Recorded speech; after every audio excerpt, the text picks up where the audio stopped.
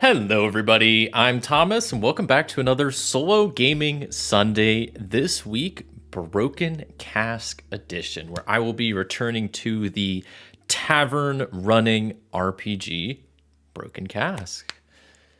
So it should be a good time. Looking forward to it. This is a fun game. This is also my my monthly YouTube Tier 2 membership chosen stream. So if you want to help decide some of the streams each month, specifically one stream a month, that's one of the perks of becoming a Tier 2 member. And this is what was chosen for this month, which I'm happy to be returning to. I have not played this in a while, and it's a very fun and chill RPG.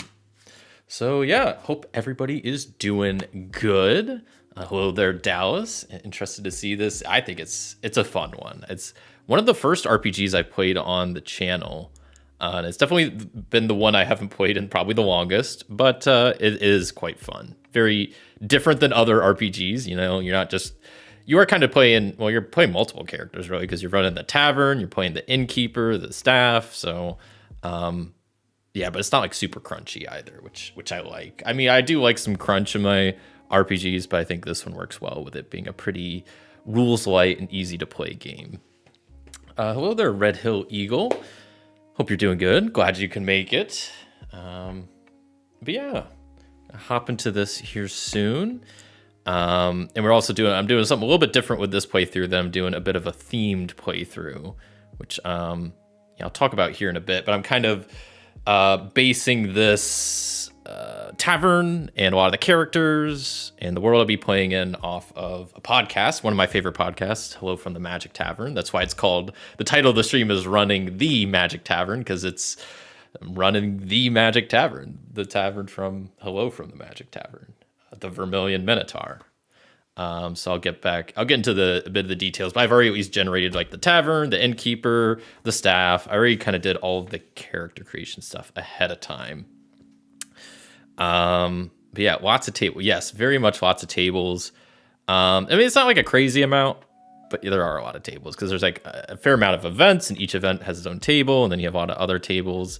And there's a whole separate tables for like helping roll up characters and the inn and all that stuff, which I do have as my iPad right in the center, which I'll be using mostly. I have the PDF on this, so I'll be using that quite a bit as we go along too. And chairs, yes. You have tables, you gotta have chairs. So yeah, I hope everybody's doing good. Hope you all had a good weekend. And last week, I'm trying to think what I've been up to. Not a whole lot. I mean, a whole lot, but not a whole lot. What have I been watching? I finished JoJo's Bizarre Adventure. It's a show I've been watching through. So I've seen it all now. Because I started at part 3, watched through all of it, and I've just been going back and rewatching part 1 and 2. Which surprisingly, I enjoyed a lot more. I guess now knowing like the context of some of the characters later on made it a lot more fun. Still not as fun as I think the parts with the stands, but that's been fun. And then I've been recently watching through the Cyberpunk anime on Netflix, just because it was like 10 episodes. So I'm already through like 8 of them. I think I only have 2 left. And it's good. It's probably the most mature anime I've seen. Lots of blood, lots of cussing, lots of nudity. And this is also coming from somebody that I've never played any of the Cyberpunk games. I don't really know anything about that world. But it is a good show. Really cool art style. Some of the music is really good. So, yeah. What else have I been watching? Rewatched a movie over the weekend, Hitchhiker's Guide to the Galaxy, because that's probably my favorite book, I would say, and I somewhat recently reread it. So I was like, you know what? I was kind of in the mood for like a nice lighthearted movie, so I decided to rent that. You can rent movies through YouTube pretty cheap. It's like $2 or $3. So I rented Hitchhiker's Guide to the Galaxy and watched that, which the movie is good. I mean, I'm going to say the classic line, the book is better, and it is, but the movie does a pretty good job, even though it is quite different in a lot of parts than the book. But it's still enjoyable watch, I think. Still has some great quotes in it that are from the book. Yeah, and I've recently read the second one a while back, and then I've been slowly reading through the third one. I'm not super far into it. I'm maybe like couple chapters into the third one. I want to read through all of them because I still haven't read third, fourth, or fifth book yet, which I've heard mixed things about some of them, but it's something the first book's my favorite, so like I gotta at least finish the series and get some answers to some of the questions, and maybe the question, who knows. But yeah, what else? I've been doing a fair amount of reading, especially if like through Audible, listening to audiobooks. I consider that reading. So like a book series I've recently gotten to is the Lord of the Rings series. I finally started getting into because it's a series I feel like I would like, but I have this thing where it's like, I know most of the time the books are better. So it's like Dune is another good example. It's like Dune, I want to watch the movie, but at the same time, it's like, I kind of just want to read the book first and then watch the movie.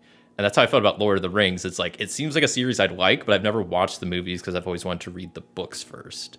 So I finally got around to reading The Hobbit, which I very much enjoyed. Very good. Seemed like a very classic fantasy book, but very fun. A lot of good fantasy tropes in there and characters. But yeah, I definitely want to continue reading the rest of the trilogy now of the actual Lord of the Rings. So yeah, some stuff I've been reading.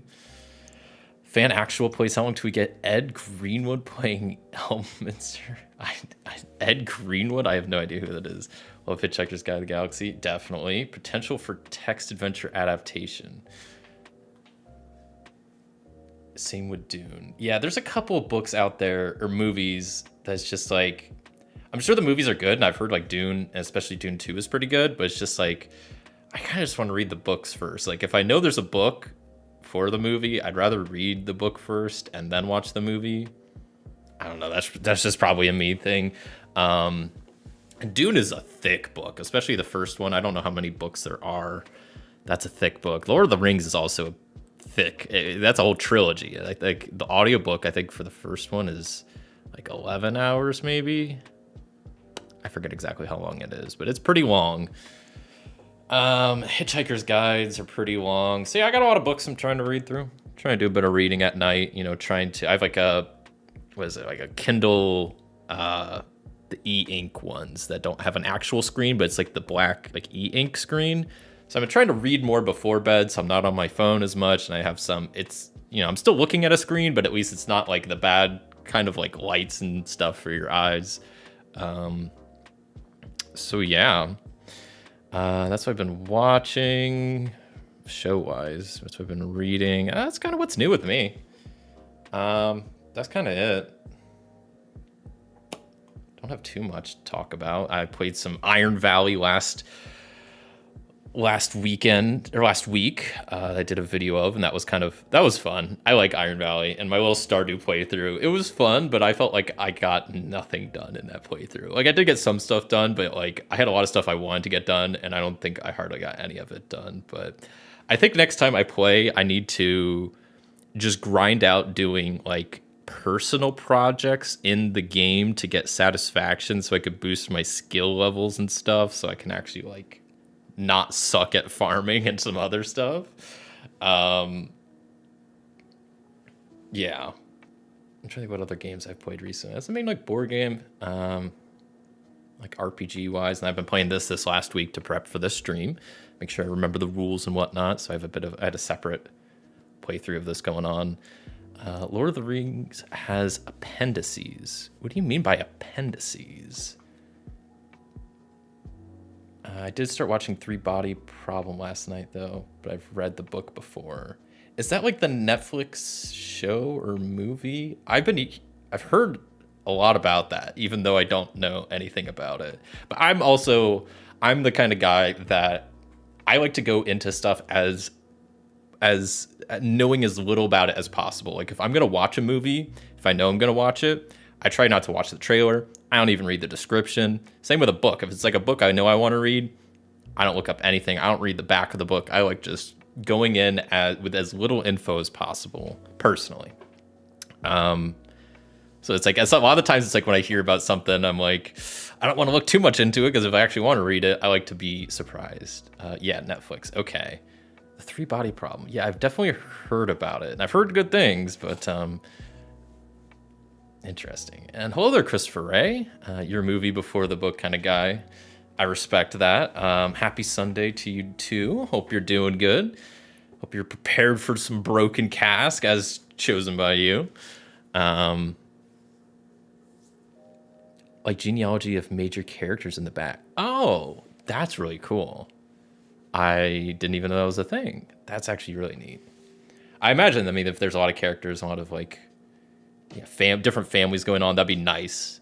Because I also know like one show I tried to watch, and this is, maybe it was just me, but I tried watching a while back, not Lord of the Rings, Game of Thrones, and I felt like I didn't get super far in the show. I got maybe like less than 10 episodes into the first season, but I felt like I was so confused because I never read the books.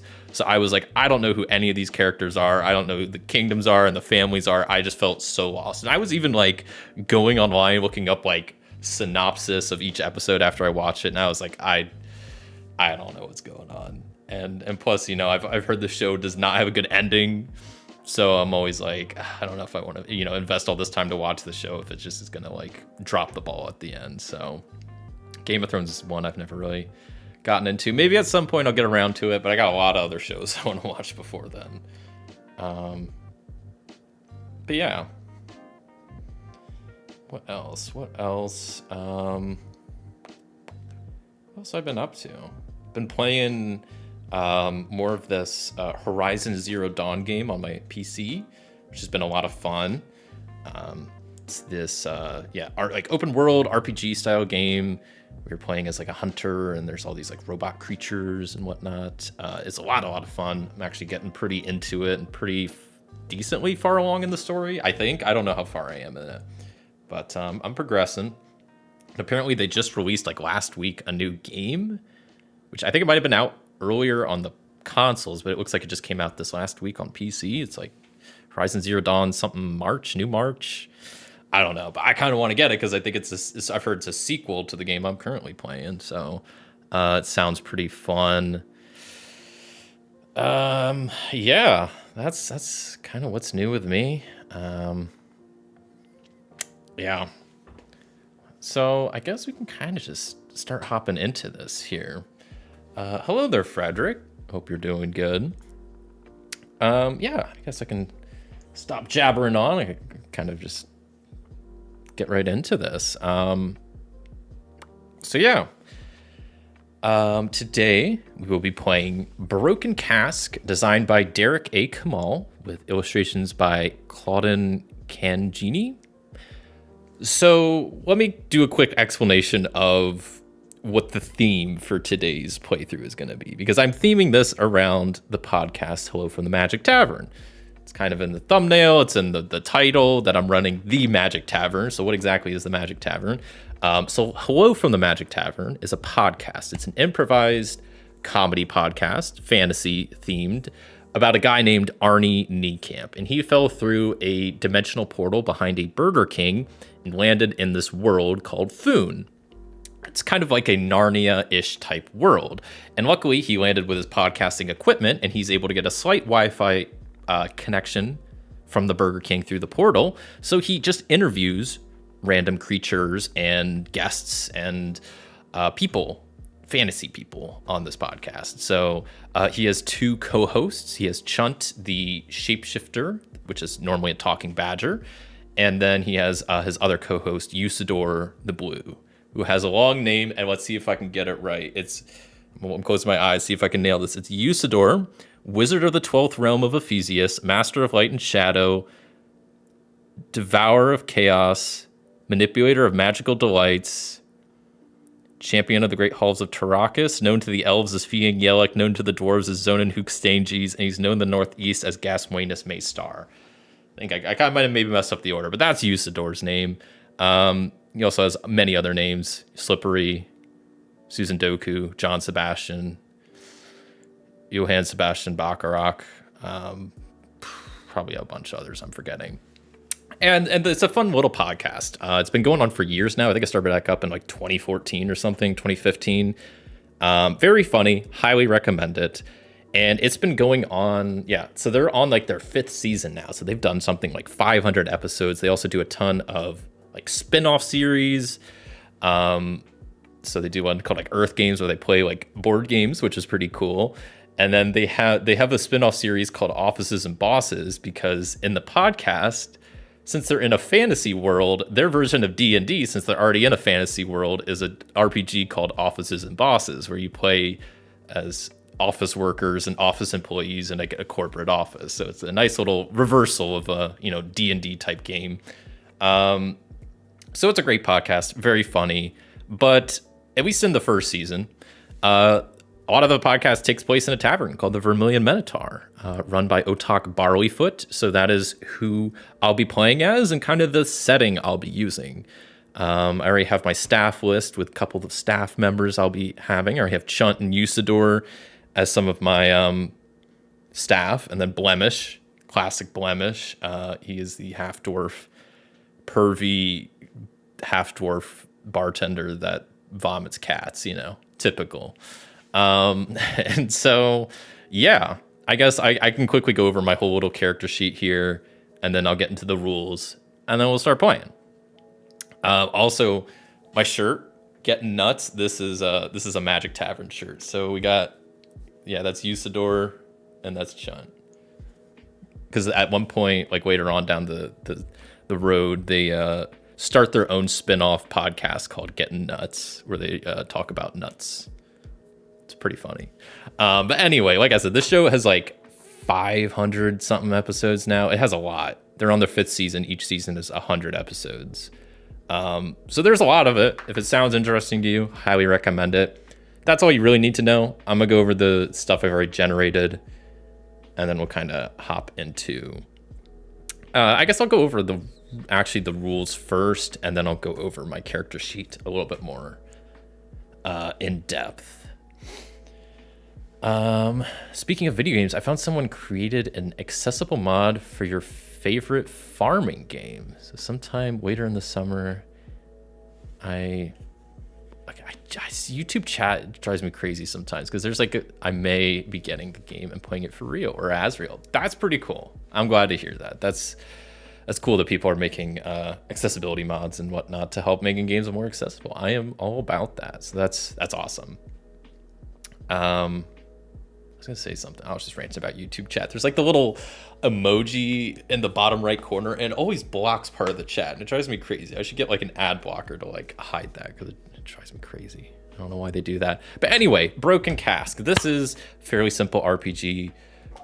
Should be pretty quick to go over the rules. Famous last words, and I'm gonna be talking for an hour now. But I think I should be through the rules in 10 minutes, maybe 15. Because there really isn't that much going on. So there's a prologue. We're not going to really go through the introduction. So I guess I can read what this game is. This is a solitaire. So this is a single player only game. It's a solitaire role-playing game about owning and operating an inn in a medieval fantasy world. It's your dining room table covered in papers and charts, which mine kind of is. It's slinging dice to find out what happens next. It's hoping that slow cook of yours can get the next meal out in time for a hefty tip, and wondering who will walk through the door next. You play it with pens, paper, and pencil, and at least one 6-sided dice.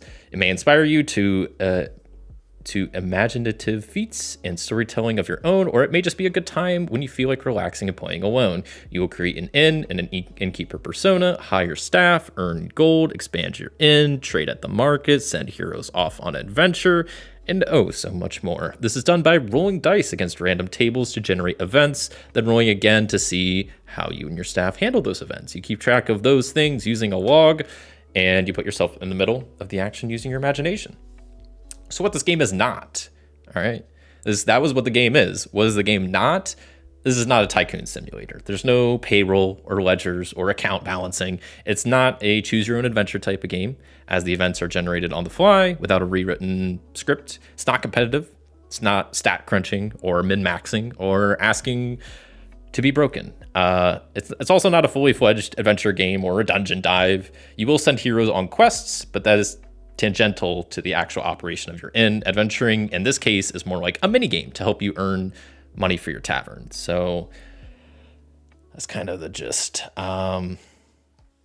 Is the chat on screen? That's a great question. It should be. And clearly it's not. But I bet if I go to my just chatting screen, it's going to show up and it's going to make me mad. I don't know why those are different. Because it's the same, I'm using the same chat window. I looked at it today, but like I can't really test it when I'm not streaming because then I don't have like chat messages there to really test with. So I will look at it some point here during stream. But I'm going to get through at least the rule. Maybe like when I take a break later. But thanks for the reminder. Because yes, it is on screen. You just can't see it for some reason. It's there. But, and you can see it, it's here. And I'm using the same chat window that's like to the right of my just chatting. Everybody shows up there fine. Then if I copy this, okay, now you got me thinking. Okay, I'll do this for 1 second. And then if I paste it as a reference. Okay, but that shows up there, but then if I put it here, still shows up. Okay. I feel like it's just gonna disappear though. Maybe not, I don't know. See, then I just gotta shrink it a little bit. And then, oh gosh, I don't have my keyboard nearby. Nope, that's the wrong button. I think I got an option click. Yeah. I don't know how much to like, I don't want it too much. I don't know, we'll keep it, we'll maybe make it a little bit more. I don't know. Okay, someone try typing something, see if it works. Okay, that actually works. You know what, maybe, I did this before and it didn't work, but you know what? We'll roll with it and see if it stops working at any point. But hey, it's kind of working now. So maybe it'll keep working. Fingers crossed. Don't worry, no matter what you do, I can't see the chat window. Okay, I'm sorry. Well, I do want to get it working though, but that's a fair point. Yeah. So yeah, I'm going to go over, there's some terminology here. Not really gonna go over that. Some of it's pretty straightforward. You roll a D3, it's just a D6, but then like whooped. D66 is a common roll. You roll 2D6. One's the first digit, one's the second. You have advantage where you roll twice, take the better result. Disadvantage, same thing.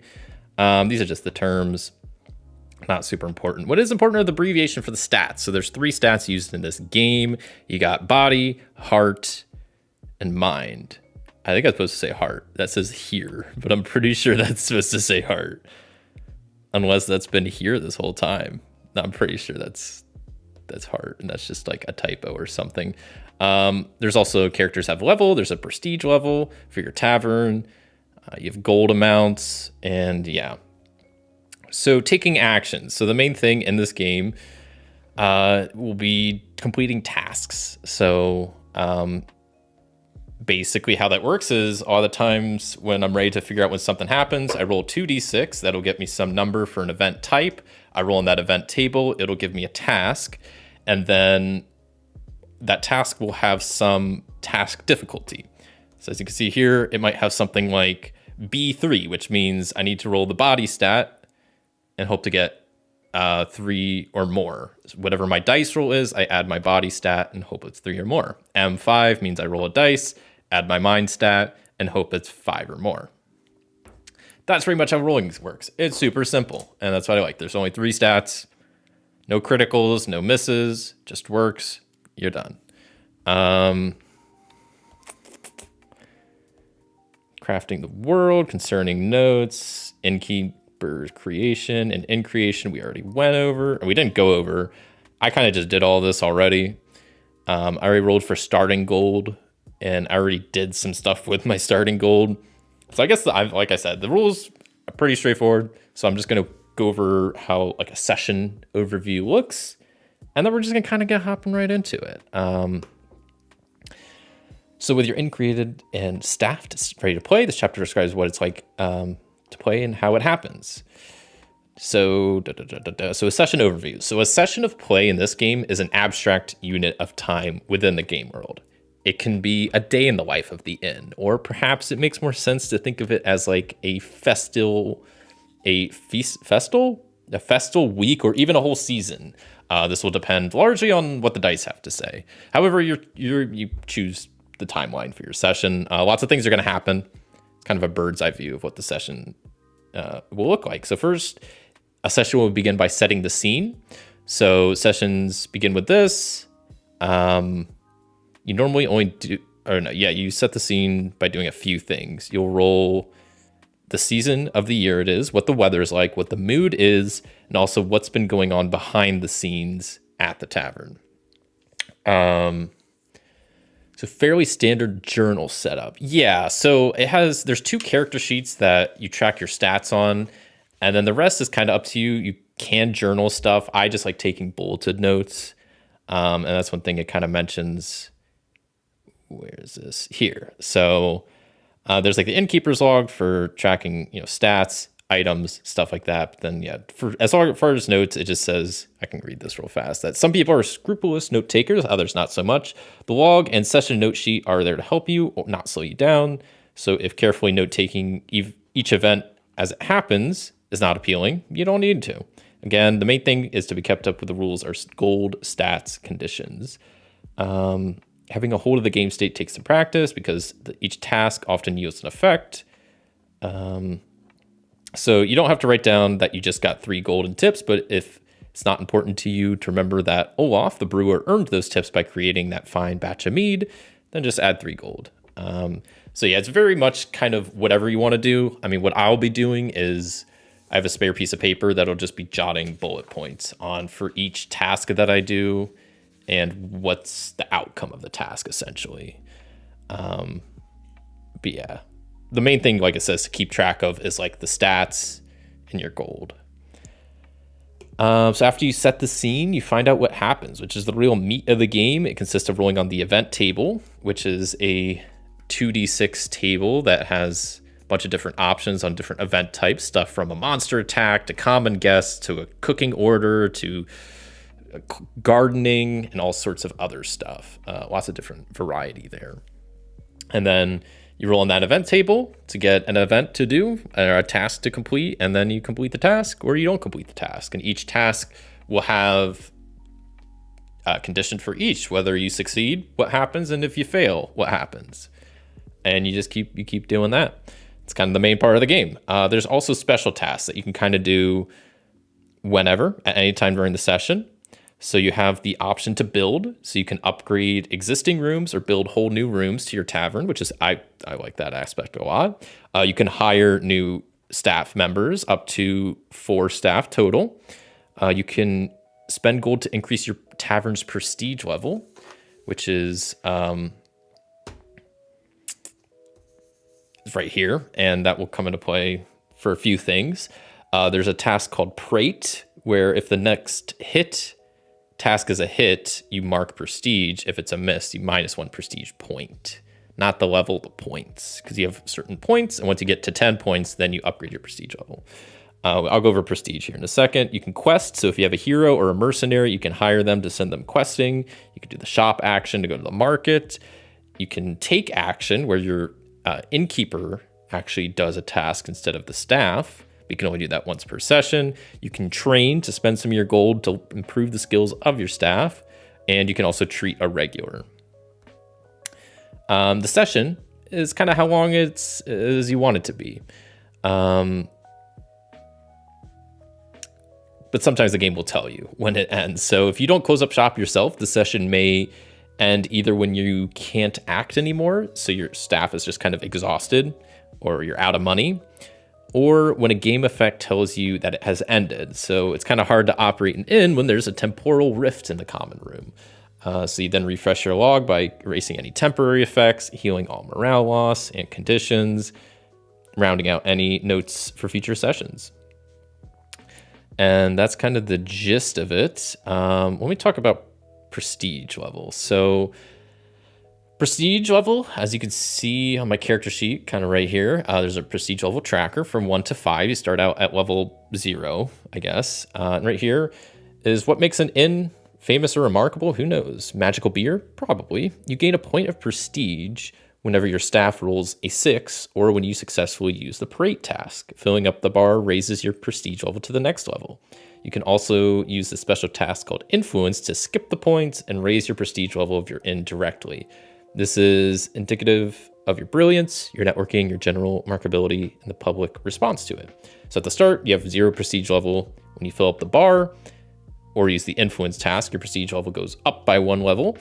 And what's nice is there are 2 different tables that when you roll on, you add your prestige level to it. So whenever you roll on the rare guest table, or if you roll on the tips table, you add your prestige level to it, which basically on both of those tables, the higher the roll, the better. So adding to it is a good thing. But if your session ends prematurely because of a bad roll, you'll lose some prestige level. So something to be careful of. You don't want to end too early. Hello there, KDK. Happy Sunday to you too. Excited for Broken Cask. Yes, me too. It's been a while since I played this, so it's one I really enjoy. I haven't played in a while, so I'm definitely happy to be returning to it. I usually think of my sessions as weeks because that first things for me and the moments are just important moments happened during the week. I've seen many people do months or seasons in theirs. Some of them, I was playing earlier today, and my session was just going on so long because I had a pretty good staff roll. I trained him good, so we were just getting stuff done left and right. So I could really see especially you do a season roll at the beginning of each session. So in my head, I think what makes the most sense is it is a session isn't necessarily a season, but you're only doing 1 session per season. So it could just be a week in winter because the next time you roll it might be a different season. Yeah, it's definitely one thing that it says, it's more, I don't go into it thinking a session is a day or a week. I just go into it that it's going to be some amount of time, and it's really, it kind of mentions, it's very much dictated on the dice rolls. If I only roll 3 tasks and then there's a portal in my common room, then that's only probably a day. But if I roll 30 tasks, and that's probably weeks or a month worth of action going on. But yeah, I think there was one little spot I need to still cover. So for setting the scene, you're on the season, weather, mood, and behind the scenes. They're all optional except the season table. And there's also a story threads table, which is kind of cool. That's completely optional. It just gives you some narrative little bits and pieces of info that you can start weaving into your story. So it says, for example, if you roll mercenary brigades are recruiting nearby as a story thread, then maybe you're cooking up steak for one of those mercenaries, or maybe the weary traveler who arrives has been harassed by the brigade for refusing to join. So the threads are simply there to enrich the world, to create a better story. Should be noted that you can begin a session with a special task, but we begin things the event table in this section. That's pretty much it. Like I said, I don't want to talk about rules too much, because especially this is a fairly simple game. So yeah, that's kind of the gist. So I guess I'll real quick go over my character sheet, and then we'll just kind of hop right into it, really. That's not a good camera. Let's go with this one. Much better. Okay. So I already kind of went over Hello from the Magic Tavern and the context behind the characters and the story I'll be playing in and the world. Very whimsical, very Narnia-ish is the best kind of comparison, but a pretty classic fantasy world, but with a lot of weird and funny magic stuff going on. So the tavern is the Vermilion Minotaur. The location, it's in Hog's Face. It's on the Stewart's Path, which is this main road in Hog's Face. Has a lot of different names. Stewart's Path, the Every Road. I can't remember. It has 5 or 6 different names. It's right next to Mishingleshane Forest. It's right at the edge of that. And Vermilion Minotaur is actually built into the base of a big, I believe it's barleywood tree. So it's in the base of a tree. So it has a very natural appearance. It has, bar made of vines and toadstool chairs. The inn type is a rumor mill. Lots of rumors going on. Lots of people passing through. It's right on this very populated road, so people always stopping in, and there's lots of rumors about. And Vermilion Minotaur is known for talking about rumors, and I don't know, dishing out rumors. But then the little secret they got going on is they'll give you the first rumor for free, but then if you want a second rumor, you got to buy a drink, and that's how they get you. Some guest types, you'll get vagrants, performers, and townfolk. Their signature drink is, of course, their rainbow bowl that'll send your mind through time, and their signature meal is their spiced potatoes. It's just some potatoes with some spices on it. As for entertainment, they have Chunt's Night and Open Mic Night. So Chunt's Night is where Chunt, the shapeshifter / talking badger, just gets up and does his thing for the night. And Open Mic Night is not what it sounds like. It's a guy named Mike who is what they call an inside outer. He goes up on stage and kind of tears himself open inside out, and then he does like 5 minutes of stand up. That's Open Mic Night. So those are two different events that go on at the Vermilion Minotaur.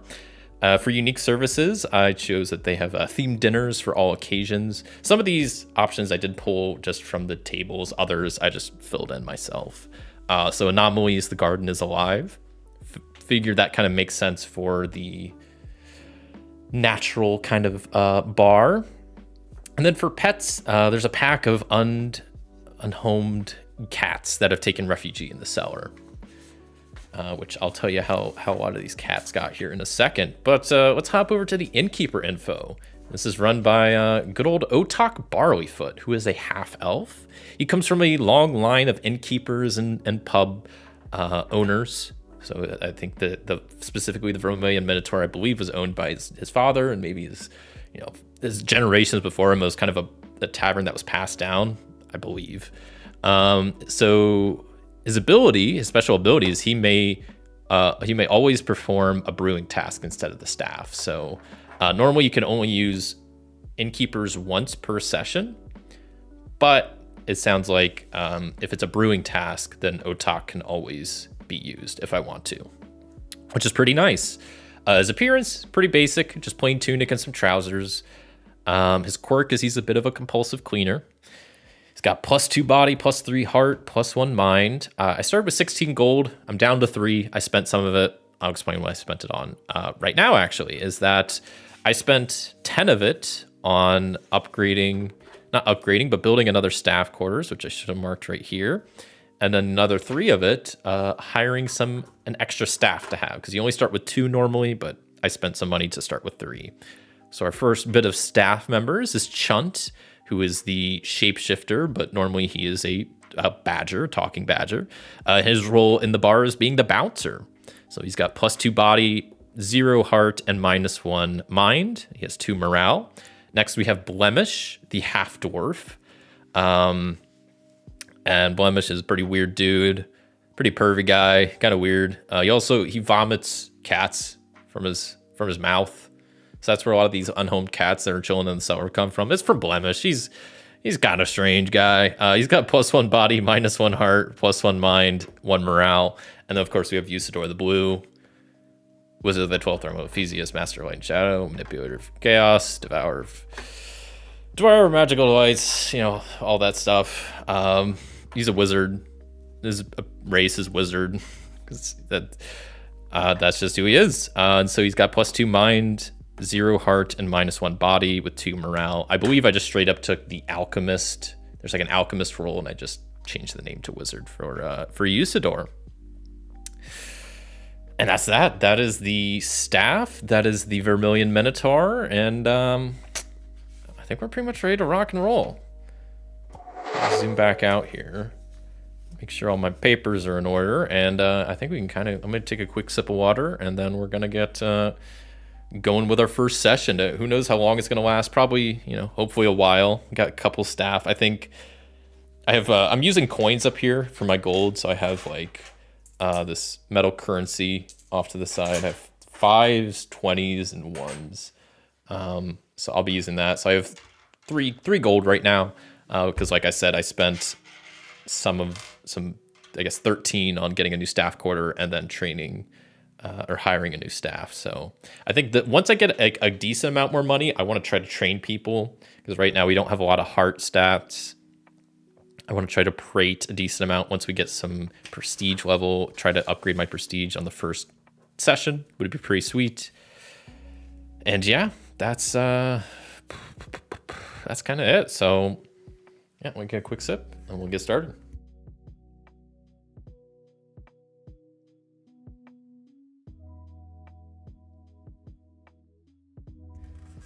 Oh man, that's exactly where I wanted to be on time too. I was hoping that around 45 minutes we start actually playing, and look at that, almost on the minute. So session starts by setting the scene. So first we roll on the season. So what season is it here in Hog's Face? And it is 1, so that is fall. So I'm just gonna start like a new line up here. Season is fall. As the leaves begin their turning and there's a chill in the air. Especially like we're right next door to right adjacent to McShingleshang Forest, so that probably looks really nice in the fall. Let's see what the weather looks like. D6 for that, and we get clear. Nice.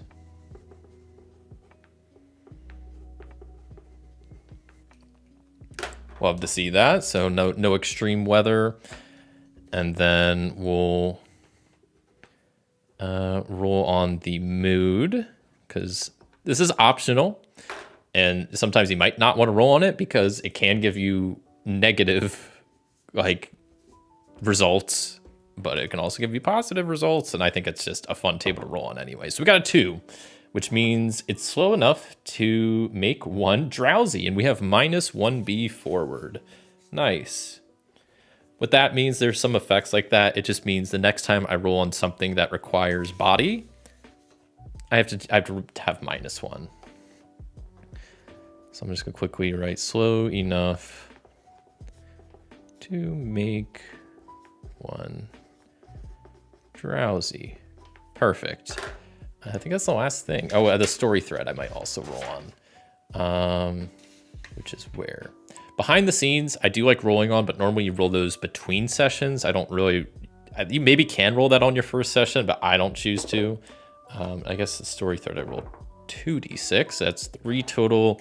We get a strange discovery was found in a nearby mine.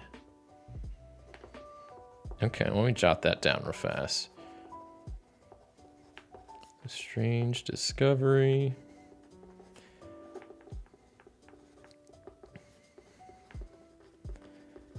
Found a nearby mine. I don't know if there's any mines around. I mean, clearly there is, but I'm trying to think like in this world, what that would be.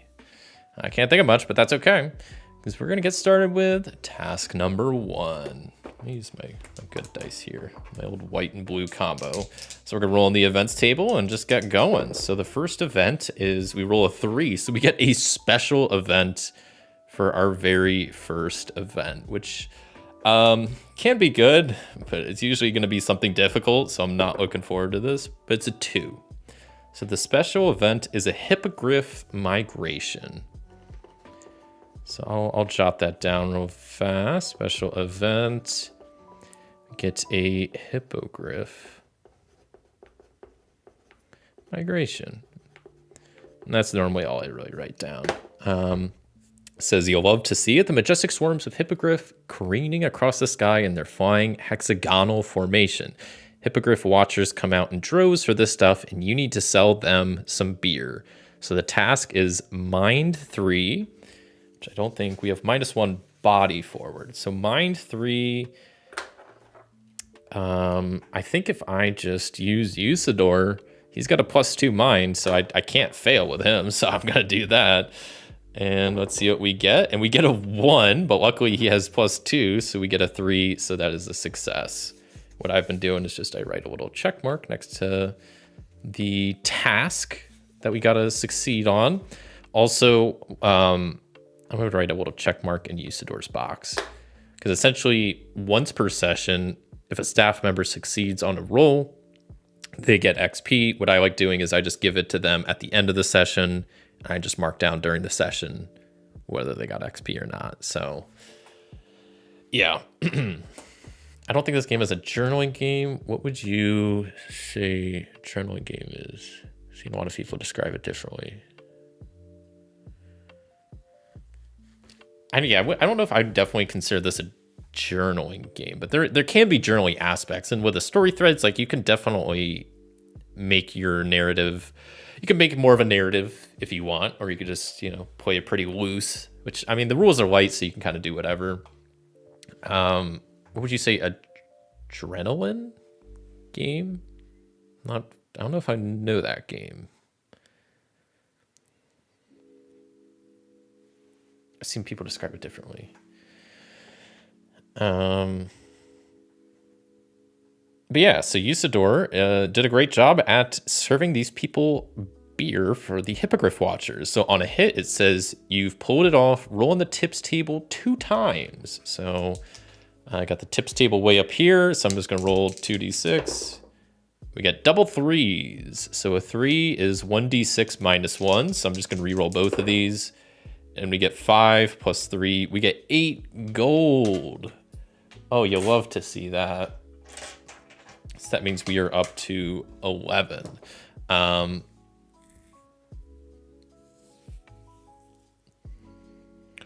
Sorry, it wasn't. Oh, okay, journaling. Okay, I thought that was like a name of the game. I was like, I don't know if I recognize a game called Adrenaline. Sounds kind of fun though. What would you say a journaling game is? Because I feel a lot of people describe it differently. Yeah, I mean, obviously it's just where like note taking is a bit more of an aspect. I think personally, like journaling games are not as much. I'm not as much of a fan of. So I know like there's a game, 1,000-Year-Old Vampire, that I've heard is like a very much a journaling game, but I haven't played that one. I think the game I've played on the channel that I would say is the most of a journaling game is probably Colossal, and that's just because like it's a pretty rules-like game. There's a lot of like with the different prompts, you really have to kind of fill in the gaps and make your own story. So I would say a lot more of the. I think it's just like, I don't know. I would describe journaling as more being like about the story than the actual game. The game is just to like facilitate the story, and you're just kind of writing it down as you go. Which I feel like Colossal like has a cool world with the whole castle, and whatnot. But it's very open world, and the rules are pretty light, and the prompts give you some guides. So, but I think most RPGs can be played more of a journaling game. Journaling is about play style and probably RPG ideology discourse. Yeah, I would say, yeah, it's definitely more of like a play, because I think like most games you could journal a lot. I'm sure games that people describe as journaling, you could just take, do what I do and just take like bullet points or something. Like I'm more of a bullet points kind of guy. Like that's normally how I like doing a lot of my games. Or if it like, if I'm playing with something like Mythic and I like tracking my scenes, I would just put like, stuff like just quick bullet points, because I don't like getting too in the weeds. But because I like remembering what I did, so I like taking notes, but I don't like having to spend time just like completely fleshing out the scene, especially if I'm playing it, on stream or for a video. But if I'm just playing something solo, like I could really see myself like getting a lot more in the details. So I guess it probably just depends. But yeah, Hippogriff Watchers were happy with the beer Usador served. And now we got 11 gold total. And you know what that means? We got enough gold to do some stuff. So it costs, I believe, let me double check. I think it costs 5 gold to train the staff, so I might train everybody twice. Yeah. So I'm going to spend 10 gold and train everybody twice. So our staff needs a little bit of training right now. We're not looking too good. So for training, you just roll on this staff table up here. And depending on what you roll, you get some stuff. So I rolled a 1, which means I choose a staff to mark XP. I guess we'll choose Usador, since he's the one that actually did some stuff. And then I rolled a 3, which means pick 1 staff to improve. So I might go with Go with Chunt and give him a +1 for his heart, just so someone has a +1 in heart. Because right now we have Blemish has a -1, Usador is a 0, so we need someone with like a decent amount of heart going on. And that's it for the first task. Task complete. Special event for the Hippogriff migration. And we're going on to the next task, which is a 4. It's going to be a bit of a brewing order. So got to keep in mind that if I want to, I can have Otak take this task, which maybe I will, maybe I won't. But let's see, brewing orders on page 23. Next page. I rolled a 2, so it is for brewing up a bit of a wine. The sweet nectar of the gods and precociousness. Precociousness, not precociousness. That makes a little bit more sense. It takes a steady hand and focus to know just when to bottle it. What's yours like? So this is a Mind 3 task. Otak is actually not good at mind tasks. So even though Usador already completed something, he's got +2. I could have Blemish do it. He only has +1 though. Yeah, we'll give Blemish a shot. Let's have him take the wine. Good luck, Blemish. And he got a 2, so +1 is a 3, which is what we needed. So on a hit, it says not bad. You can take +1, rare guest forward. Awesome.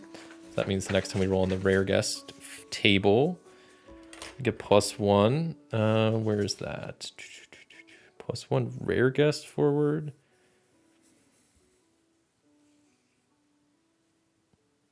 I do not see that. Might not be here. Okay, I'm just gonna fill in this box. Rare guest, and then also 3 gold tip. You love to see it. We're up to 4 gold. All right.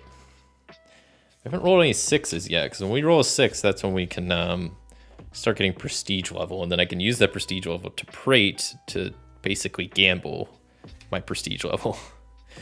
Okay, so task number 3 coming in fast.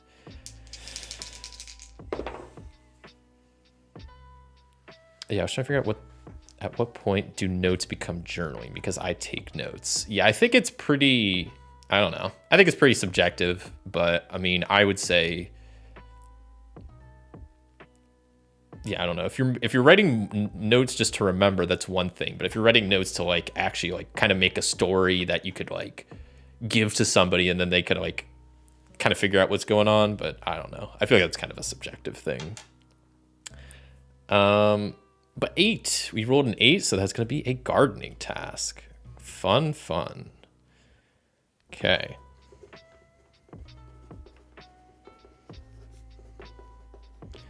And what's the gardening task going to be? That's a 2, so we have to add compost. Man, we get to do the fun stuff here today. Brewed up some wine, and now we get to add compost. It's hard work, but it's worthy work. This is a Mind 3 task. All of these have been Mind tasks. Also, Blemish did complete that task, so he gets a check mark. He'll get some XP after this session. I guess I'll have Usador do it just because he has +2. That means he can't fail. That's a 1, so I'm glad he did it because that's a 3 and we're good. Okay. I just want to double check something real fast here.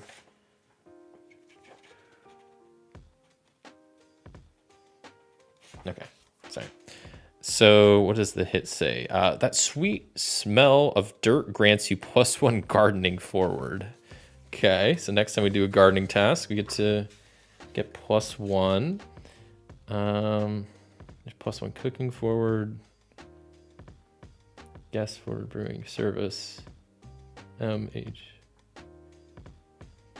This is probably one of my least favorite things about this game is like this temporary conditions. It's like, I feel like it's so disorganized and also like some of them are just missing. That's why I had to write these down here. Like +1 gardening forward, I don't see as an option. So I'll just write it down here.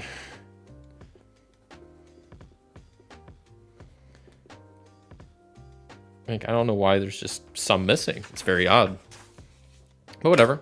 We get gardening forward. Do we get anything else, or is that it? That's just it. So the compost just will help future gardening tasks, which I guess makes sense narratively.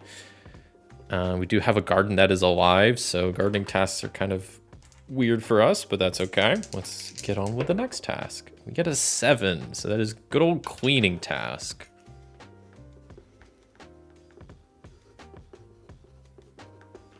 Okay, I'm gonna start making some money here. Cleaning task starts on page 26. Roll a d6 to see what we get. We get a 5, so we have to dust the bookshelves. Man, exciting stuff.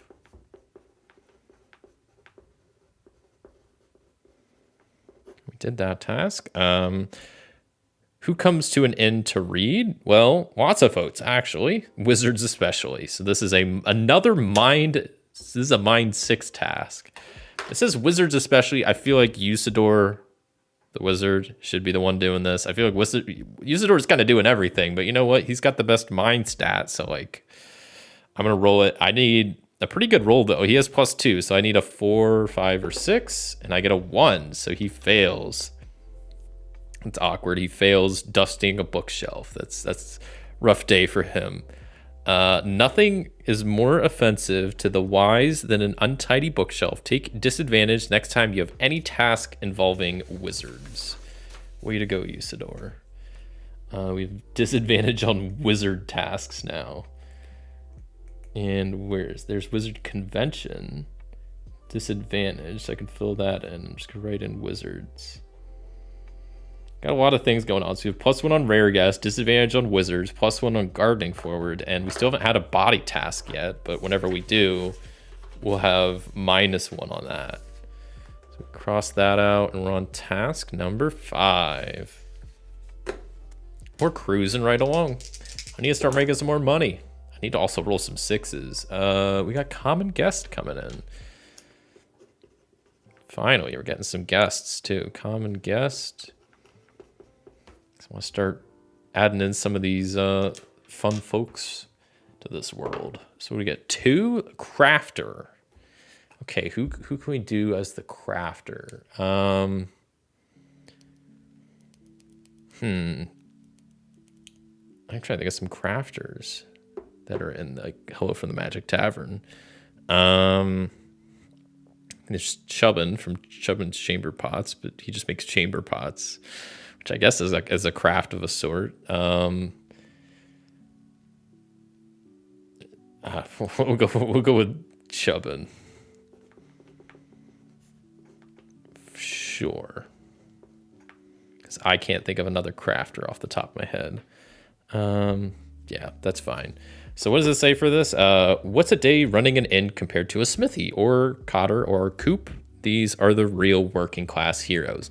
Once again, it's another mind task. I think every task I've rolled so far has been mind. There are 3 stats. I've only been using 1. I feel bad. Chunt's hardly done anything this session, but he has -1 mind. So like, I'm not using him. I'm just gonna keep rolling with Usador. And that's a 6. Let's go. So we get to mark some prestige. We get a point of prestige, not a level, just a point.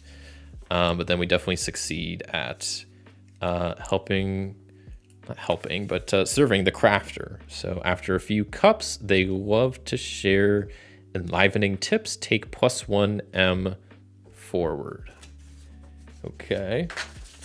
Love to see that. So we're doing a lot of +1, like we're doing a lot of mind tasks. So +1 mind forward is pretty sweet.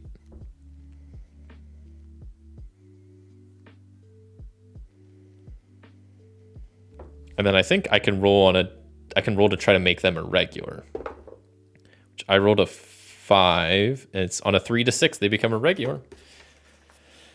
So Chubbin is now a regular here. His race, I do not know off the top of my head what Chubbin's race is. So we're just gonna go with a half elf. We're near woods. Elves are probably pretty common there. And we got a regular. Cool. Task number 6. I just want some more gold. I want to be able to upgrade stuff. We got a cooking order coming in. what was the story thread? Oh yeah, there's discovering the nearby mine. I want to try to start weaving that in maybe a little bit to some of these. Cooking order is where? It's page 28. And we're doing task number 4. We got to make a roast duck.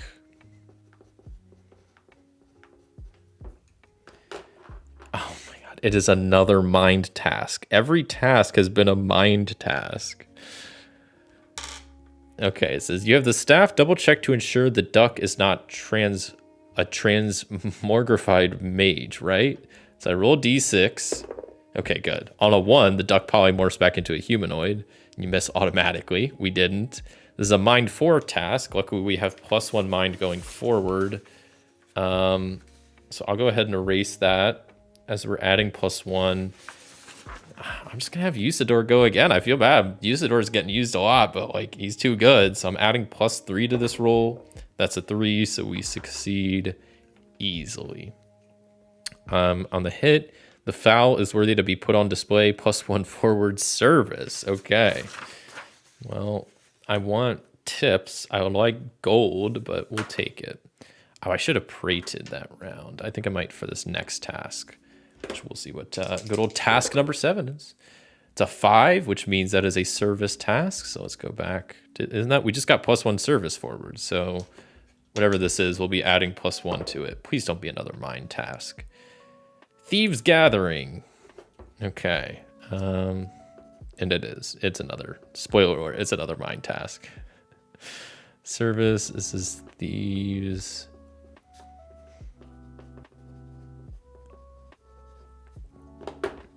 It's never quite clear what they're up to, is it? Smiling and nodding in the corner booths like that, muttering their thieves can't. So this is a mind task of 6. We do have +1 service forward, so that's good. I'm gonna have Usador go again. I don't want to lose this one, so we get +3 total because he has +2. We get a +1, and that's a 4, so that's 7. We're good. They seem appeased, but they are stingy. Roll tips -1, and that's a 3. So it's a 2 on the tips table, which gives us 3 gold. So I'll swap out 2 for a 5.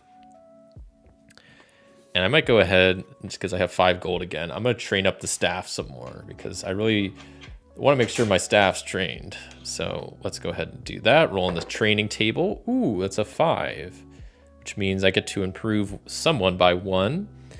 And I think I'm going to bump up Chunt's heart to +2. So then we have a +2 in every stat now, even though we're currently have only used 1 stat this entire game so far. But whatever. Whatever. On to task number 8. Let's see how this goes. It is a 4, so we're doing a brewing order. Maybe that Thieves Gathering, they heard about this discovery in the mine and they want a piece of that. So maybe that's what they were talking about. Cooking order. Did I just go by it? No, that's cleaning. Cooking order. Here we go. We're doing brewing order. What am I talking about? Where's brewing? Way back. I am dumb. Okay. What's the brewing task? A tonic. And it's our first task that doesn't involve mind. It involves body. So no one really knows what's in this thing but you, yet the guests seem to like it. So it's a body 4 task. Chunt has +2 body, so he's going to be taking this task on, and that is a 5, so that's a 7 total. Definitely a success for making a killer tonic. And he gets to roll on the tips table. And that's a 1 on the tips table, which is 2 gold. So that's something. We're chilling at 4 gold, which isn't a lot, but hey, we haven't had that many misses. We've had 1 so far. It wasn't too bad of a miss. It just gives us disadvantage on wizard rolls next time that happens.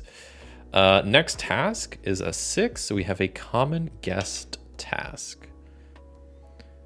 I went too far back. Common guest is kind of right in the middle. Okay, so we see who the common guest is. Choose a regular or roll one of your guest types.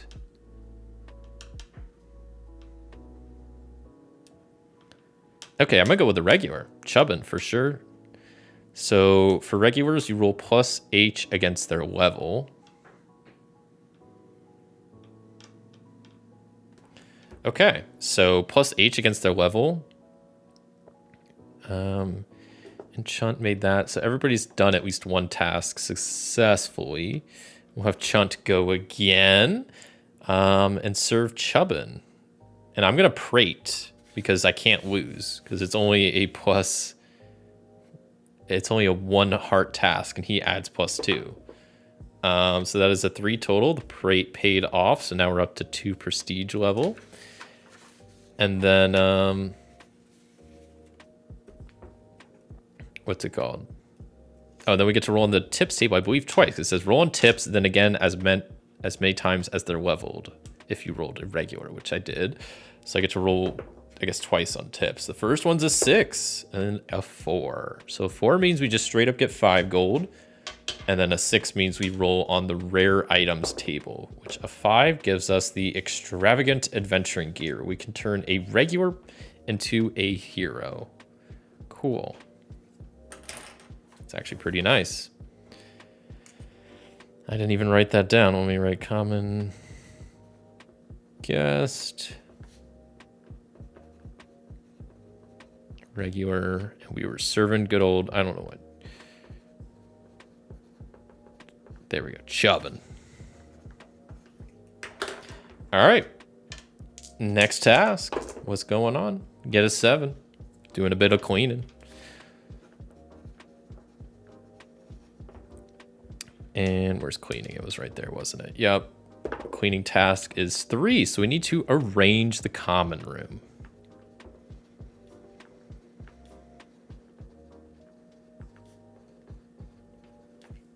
Was that last task a body? I should have did -1 body, actually. I forgot I had that, but it wouldn't have mattered for my rolls, so we'll just go ahead and erase it. Because I still would have succeeded. It was 7. Yeah. But for 2 rolls ago when I made the tonic. Yeah, my bad. Arrange the common room. So ancient gnomish lore tells us something called feng shui. That's gnomish, all right. An art form involving just the right number of lawn gnomes. But those are for outside. Inside, you need a clear line to the bar, which is an heart 4 task. Yeah, I'm going to have Chunt take this task. Let's see if he can do it. That's a 5 + 2 is 7. We don't have any modifiers for cleaning, right? We have gardening, rare guest, disadvantage on wizards. Okay, so that is a success. Oh, I should have prated. Oh, well. We'll do that next time. Perfect. Take +1 guests forward. That's any task involving guests. So, cool. We'll add that. If we have a rare guest roll, we essentially get to add 2, which is kind of nice. We're already on task 11, and so far, I don't know what's been happening to my line here. I've been kind of just, it's been slowly moving in here, so I'm going to get it straight again, and we'll go pull up the next event, which is an 8, which is a gardening task. I go deal with our garden, which is alive, and not just like normally alive, but like the plants are like, I guess, sentient, which is kind of fun. The gardening task will be to gather herbs.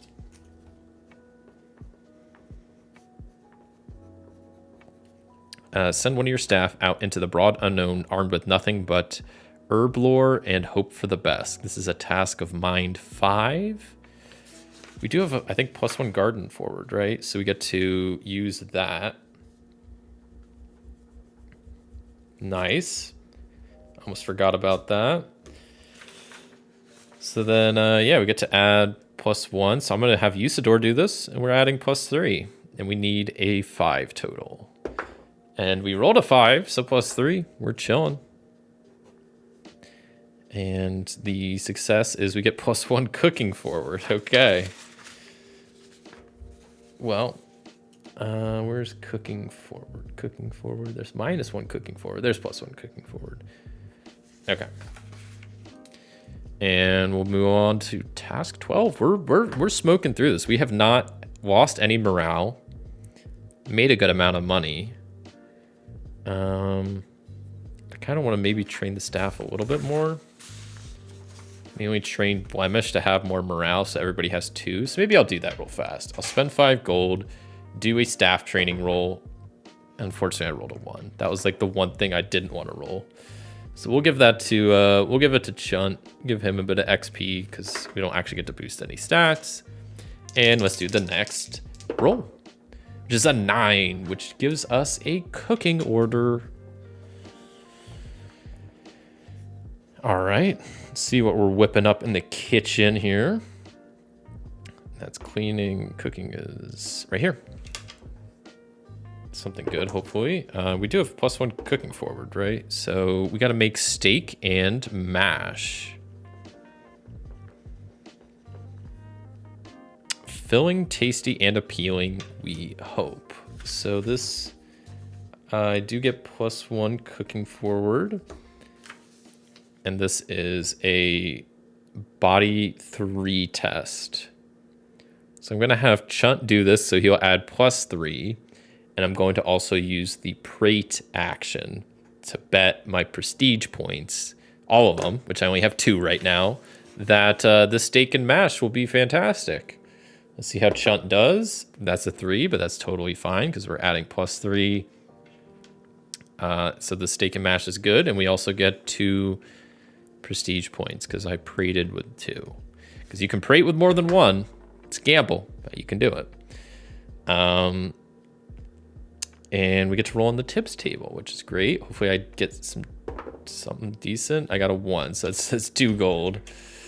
I mean, I'll take it. At this point, I don't have a lot of gold, so I'll gladly take any money we can get.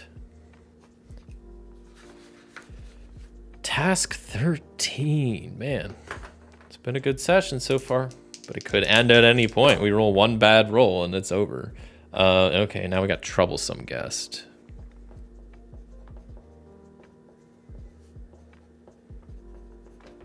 So let's go to troublesome guest and see, here we go. Let's see who's causing a stir at the Vermilion Minotaur, and that is degens from upcountry arrive in the mood for a scrap. All right, maybe it's just some, oh, what are they? The falsetto marauders, maybe?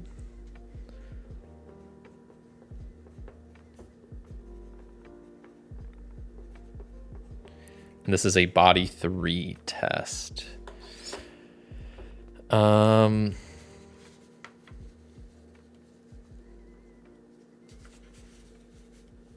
actually, because I have +1 guess forward, I guess this would count as guess. So I would actually need to add +1 to this roll. So falsetto marauders are not here.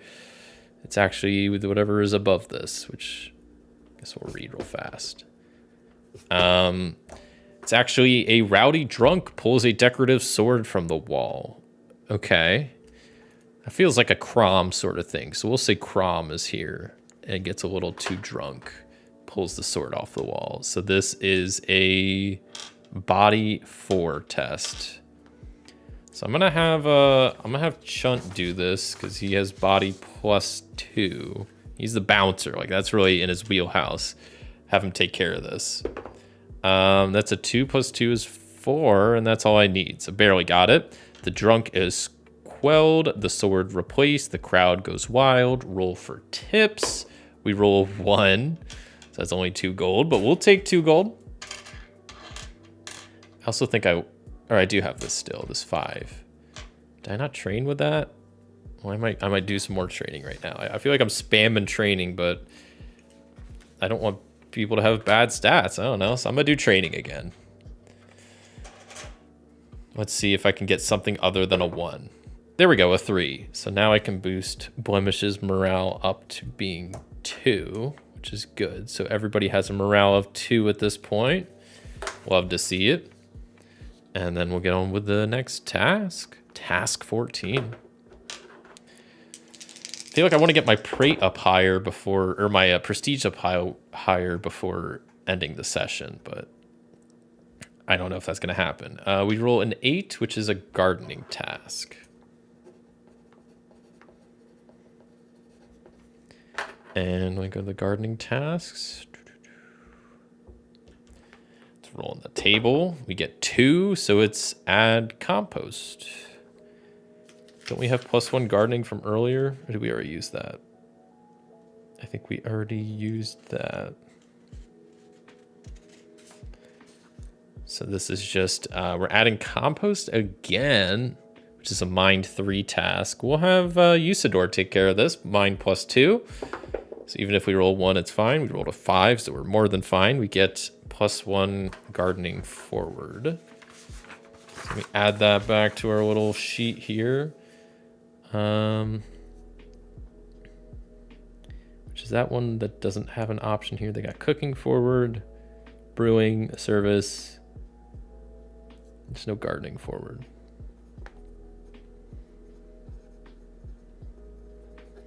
Maybe instead of erasing it, I'll just do like a check mark. Okay. We were adding more compost.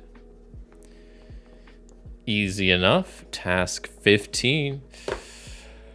Starting to get to a lot of these tasks, through a lot of them. Another gardening task. Oh, great. We still have +1 unless it's adding more compost. There's a chance. Don't roll a 2. I rolled a 1. Okay, weed the garden. Make no mistake, an untidy garden is the beginning of the end for many inns. So we lose our +1 for this, but it's a body test of 2.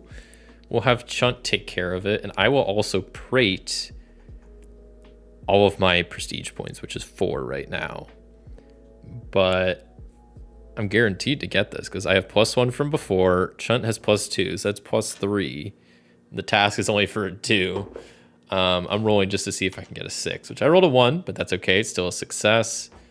So weed the garden was a success. Add compost was a success. And I prated with all of my points. I was just bragging about how good our garden is here. And it really shows off, I guess, because word has gotten around. So we have 2 more points to we're at max level. So I need to just try to get a few more points, and then maybe I'll end the session for now. This first session, at least. Yeah, let's see what the next task is. So that's in, an 11. This is a troublesome guest.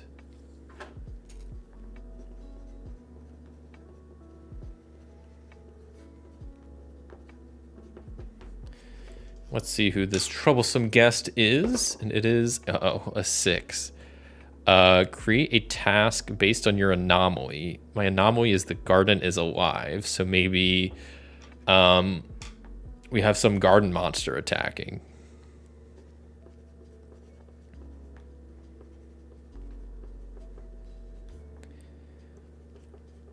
That's fun. And this is a mind 7 task. So this is going to be tough. I'll probably just have Usador try to take care of this because he's got +2. So that means we need a 5 or a 6 to succeed, and we get a 1. So that is a fail. So we have to roll on the failure table. It's the first time this session we've had to roll on the failure table. That's not a fun table to roll on, let me tell you what. So that's a 1. So the character is injured or upset. I gotta roll a d6. That's a 2. So on a 1 or a 2, they're exhausted. They are exhausted. Which that's one of the conditions that can happen. Exhausted just means they can no longer act. So Usador is failed to take out the garden monster, and now he's beat. He's tired. He went into the wizard state, so he can't really talk anymore. Can't help out. So we're on task 17. I've lost one of my better staff members. No shade to Blemish or Chunt. And let's see if we can. I just want to get 2 more prate points so I can be at max prestige level, or at least maxed out points so I can level up. That's all I really want. So give me something kind of easy. 7 is a cleaning task. Okay. Maybe we're cleaning up after this garden monster attack. Who knows? So we get, that's gardening, the 2. So it's move extra supplies down to the cellar. So move supplies to cellar. Simple enough. It just says, it's just that they're in the way and we don't want guests tripping down the stairs. This is a body 3 task. I think we're good. That I'm going to have Chunt do this task. I'm going to prate 2 of my prestige points. So if it succeeds, I'll get 2 points, which it will succeed. There's no way it doesn't, because I rolled a 2. Adding 2 to that gives us 4. We only needed 3, so that's a success. I get 2 prestige points, max me out on my points. And what else? We get plus... This feeling gives you +1 forward. Just straight up +1 forward. That's kind of nice. I didn't even know that was a thing. Where do I add just +1 forward? That's why I really don't like this table down here. It's like, I feel like it's missing so much. Maybe that's just me. I'll just add at the top +1 forward. I'll do one more task and then I'll probably end this first session. I don't want to, I mean, we already lost 1 staff member. I don't want to lose too many more. We're doing a service. I just want to get a bit more gold before ending. That's where I'm at now, but let's see if we can maybe get some gold from a service task. So we got a huge party of dwarves.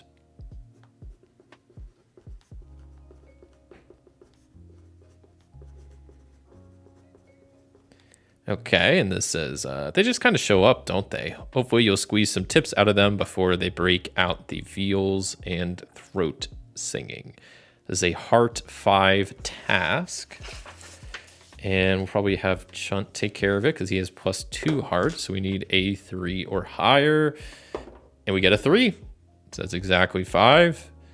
I guess we have +1 forward. So we only needed a 2 or higher, but we're still good. We party of dwarves is satisfied.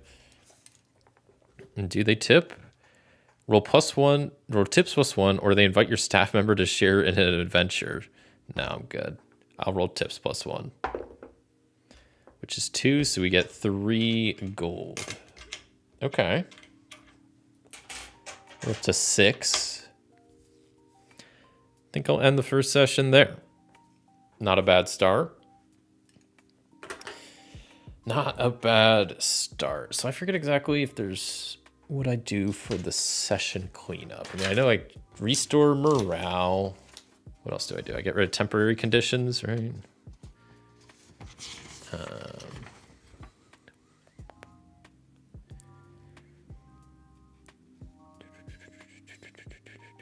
Yeah, you refresh your log by erasing any temporary conditions, healing all morale, and conditions except sickness. Yeah. I believe, I don't know if it says it here, but I believe that's also when I up my prestige. Let me go double check that real fast just to make sure I'm doing that right.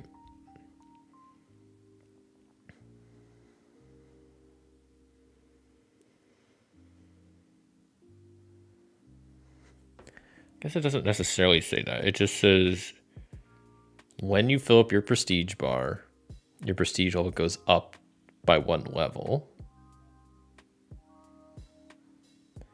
I guess it doesn't necessarily say you do that, but I thought it just makes sense that you do that between sessions. I guess maybe not. I don't know. Maybe I was wrong. I guess it could just happen during the session. But you know what? Well, whatever. Let me erase any temporary stuff over here. So the rare guests thing is gone. Disadvantage with wizards is gone. I think those are the only 2 we had. And then we erase our prestige points as we're back to 0, but we're now at level 1 prestige. So now whenever we roll on tips, or I think it's just rare guests, right? I need to double check that just to make sure I don't forget. I'm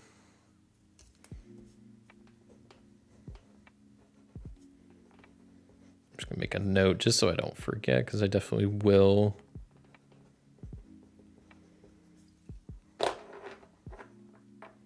And it's optional that I don't have to add it on my tips, but I can. That's the first session done. A bit of fall madness. Started with a hippogriff migration, some wine orders, taking care of the garden, dusting the bookshelves, serving crafters, serving roast duck. You had the thieves gathering, a tonic order, another regular, arranged the common room, gathered herbs, served up steak and mash, had crom, dealt with, added more compost. We did the garden, had the garden monster attack, moved supplies to the cellar, and a huge party of dwarves have been served. And that is the end of the first session. So now we can start with the second. So first, I guess we figure out the season, which I could roll on this. I mean, I think I'll just move down the list. So if it is fall now, next season will be winter. And then after that will be spring, and then summer, and then winter. I guess some of these don't fully go in order, because there's summer solstice, and winter solstice.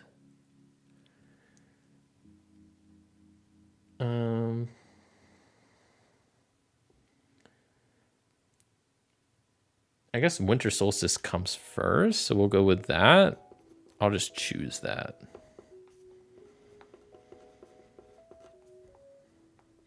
Makes sense to me.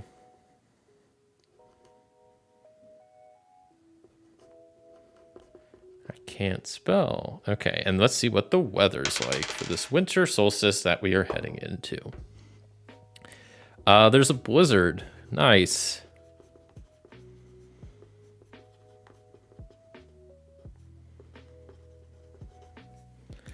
Let's see what the mood is like.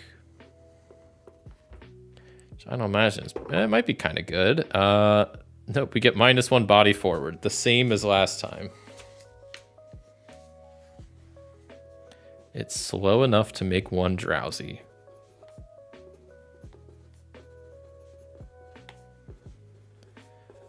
It's fair. Okay, and then we can roll on behind the scenes this time. That what's been happening since last session. And we get a 6. You have some new loyal customers. Roll a d6. And that's a 5, which says a new favorite hero looking for words. For work, not words.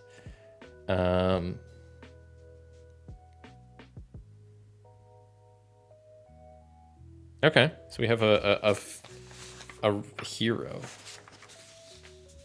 we get to add, I guess. So we'll add Arnor.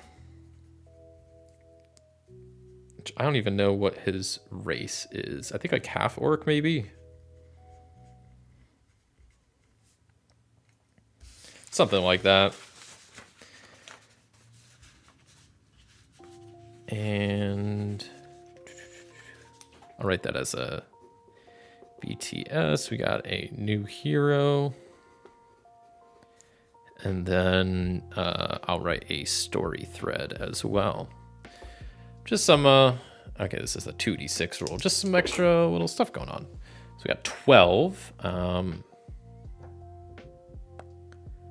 The countdown is on for a magical event, and the celebration will be held at your inn. Cool.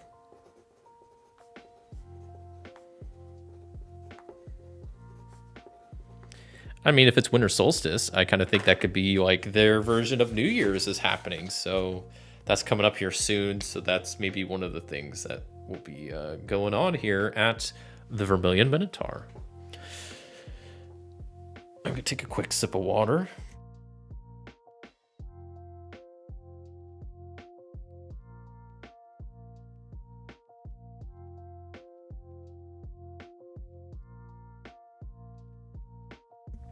Y'all stay hydrated out there.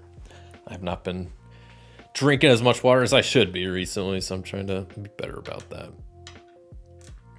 So yeah, we're hopping in with this session number 2 during winter solstice. Last time we had 18 tasks, which is pretty good. I might, even before we start, since we have some gold, just right off the bat, try to do some training. Because if we roll a 6, that can be, we train everybody. We roll a 3, so I can train somebody in one task. What I might do is train Usador a little bit more to be +3 mind, because that came up the most last session. So we'll go with that. And I guess we'll start on task number 1. Start working away during this blizzard that's going on. What's our first task? Is 8. Okay, we're doing some gardening during a blizzard. Love to see it. Flip ahead to the gardening page. And let's get that going. 4 is gathering herbs once again in a blizzard. Fun stuff. This is a mind 5 task. Luckily, we just boosted Usador's mind. I also forgot to give everybody their XP. So Chunt is up to 2. Blemish is up to 1. Usador is up to 2. And I can reset their little check marks for their XP. So hopefully, at least Chunt and Usador might be leveling up at the end of the session. So yeah, this is mind 5. Usador has +3, so this should be easy. And that's a 6. Good start, good start. Because that means we also get a prestige point for rolling a 6. And this is it, +1 cooking forward. +1 cooking forward. All right, good start, good start. I guess Usador's probably just use some magic to find herbs outside or make it really easy during a blizzard, so good for him. And we're on to next task, which is a special event. Oh boy, is this the special event that we're doing the countdown for? Could be. Let's find out. The special event is task 3, Religious Feast.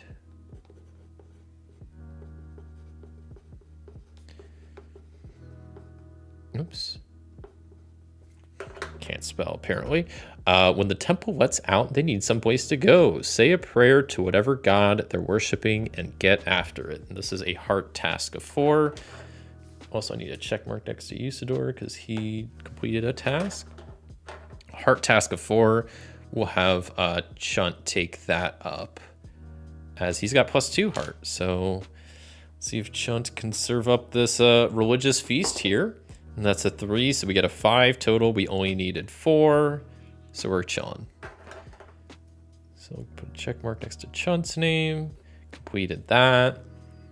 Mark the monk's blessing. Is that an item?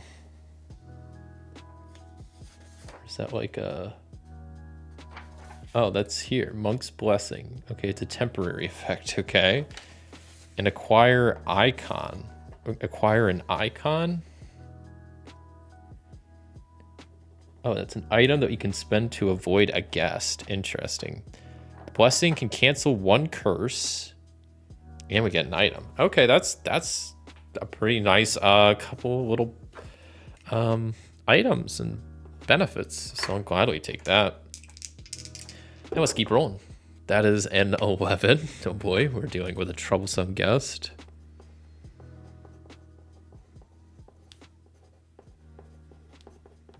Let's go to the troublesome guest table and see who it is we're dealing with. A 5 is an irritating wizard. Oh boy.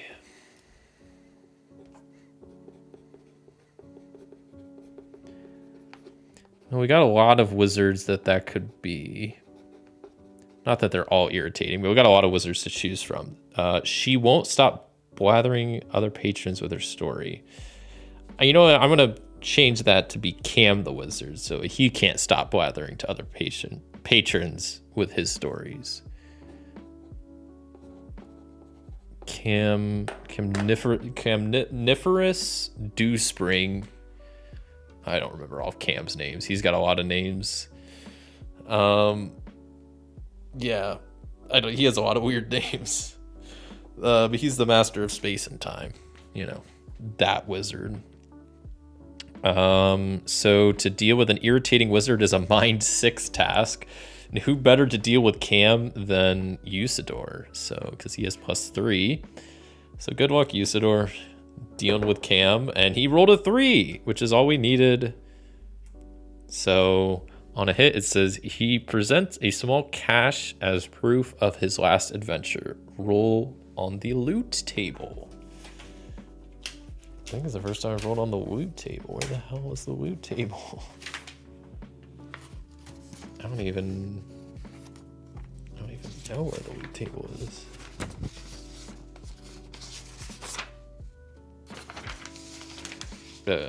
Give me a second. I gotta find this table. Ah, here it is. Okay. Now my table's gonna be all messed up. Loot table. Let's see what Cam had on him. That is a 7. A sack of 5 gold. Thank you very much, Cam. I'm going to immediately spend that 5 gold to train probably Blemish. Let's see what we get. That's a 1. So I get to mark XP for somebody. I'll give it to Blemish. So everybody is at 2.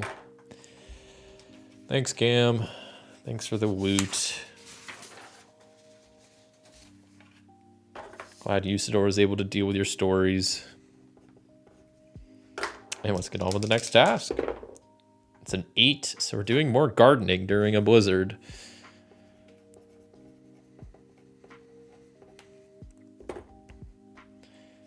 Let's see what this gardening task is. 4 is gathering herbs again.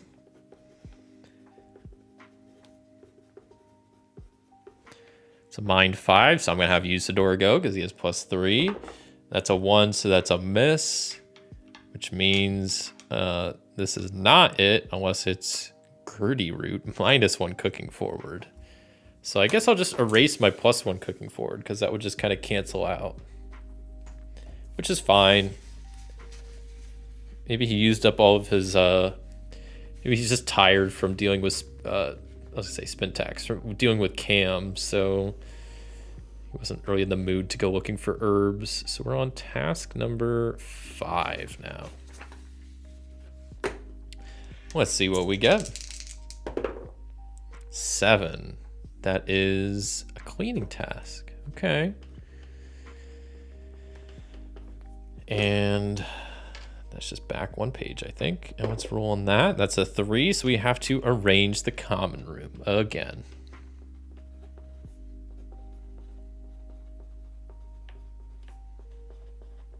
And this is a Heart 4 task. I was gonna have Blemish do it because he hasn't done a task yet, but he doesn't have great heart. So I'm gonna have Chunt do this. He's got +2. And we rolled a 5, so a 7 is more than enough than what we needed. So we take +1 guests forward.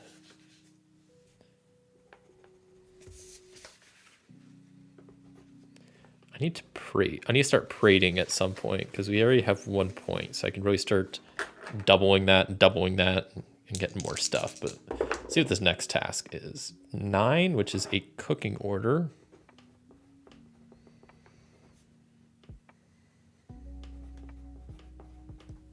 And let's see what the cooking order is.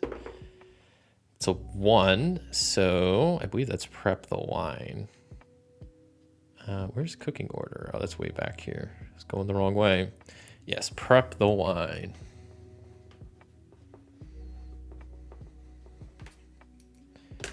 Which, yeah. Ask any cook in any tavern in any land, and they'll tell you that it takes a prepared kitchen to feed the masses, including a bit of salt. So this is a Heart 2 task. I'm gonna have Chunt do this again. I'm gonna prate because I just can't lose. So that's a 2, so that's a 4 total. Prate pays off as I was bragging about how good our food is. That works. So then we get roll on tips and +1 cooking forward. So tips, we get to add prestige level 2, so that's a 2 total, giving us 3 gold.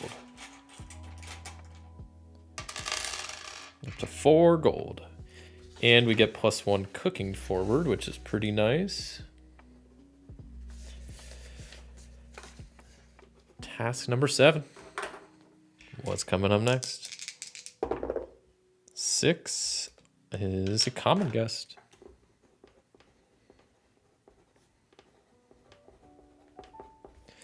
All right, and the guest is 3.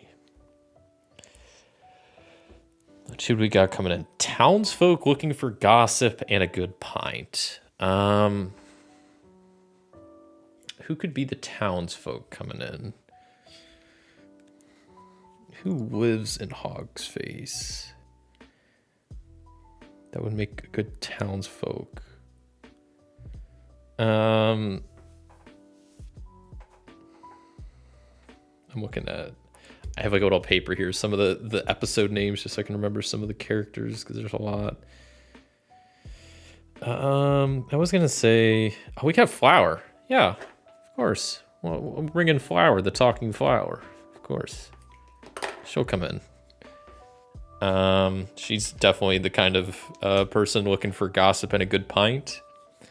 So this is a mind 4 task. So we'll have Usador take care of this, and I will prate both of my points because I can't lose this. So let's go ahead and do it. That, even though that's a 1, that's still a success. So I get 2 points of prestige. That is a success. And this says, I think everyone is having a lovely time. Choose roll tips or revive an exhausted staff member. I'll roll tips. So I get +1 on this. So that's a 5 total. So I get D6 +1 gold, which is, I get 7 gold. Nice.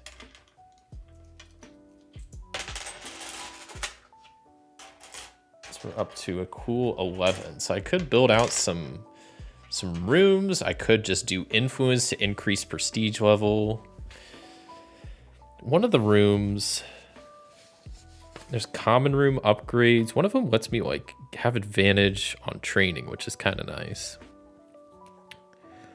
I think, or I get to add something to training, or maybe that's an item. I'm looking at my different options real fast. Oh, if I do the staff quarters upgrade with cozier furnishing, I could get advantage on training. So you know what? Yeah, I'm gonna spend that tip I just got from Flower to upgrade our staff quarters with some cozier furnishing, which means, yes, I will get advantage whenever I train, which is really nice. So thanks, Flower.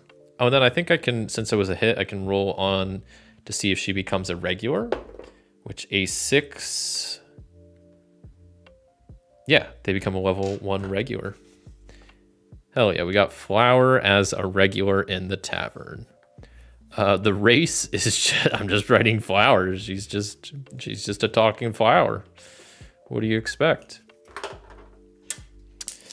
That's Flower for you. Next task is 9 a cooking order,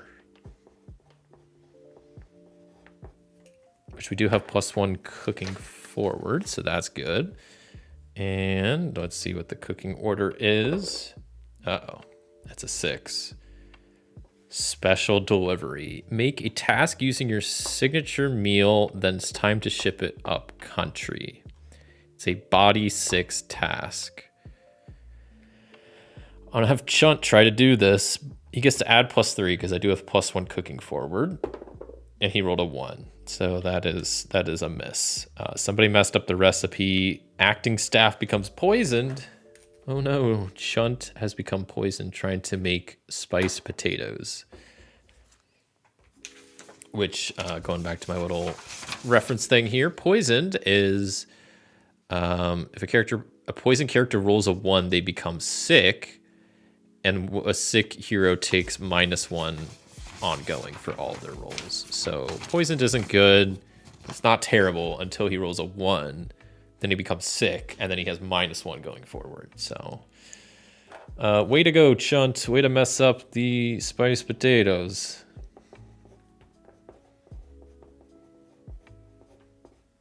big old X there. We're on task number 9. How many prestige points do I have? I have 4. I need to try to get one more so I can just gamble them all. 3 is a special event.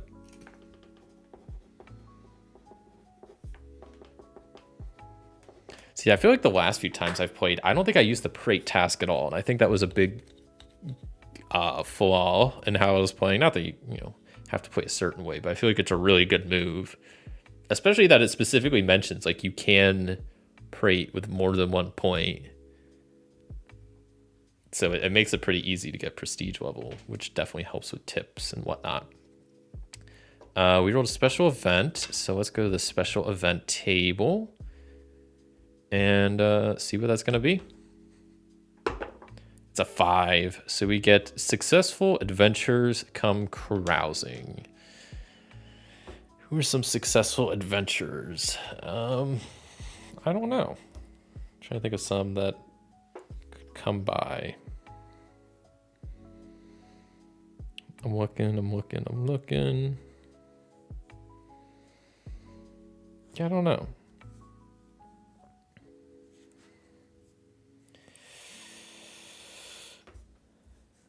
Maybe it's a cleric, a fighter, and a mage come strutting in flush with cash and arrogance. It can only mean one of two things. They're partying hard enough to break something, or they're gonna tip big.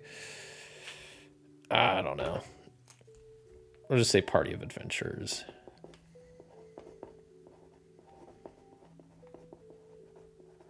I can't think of anybody that could be. At least season 1 wise. Season 2, it could be like, well, yeah, I don't even know.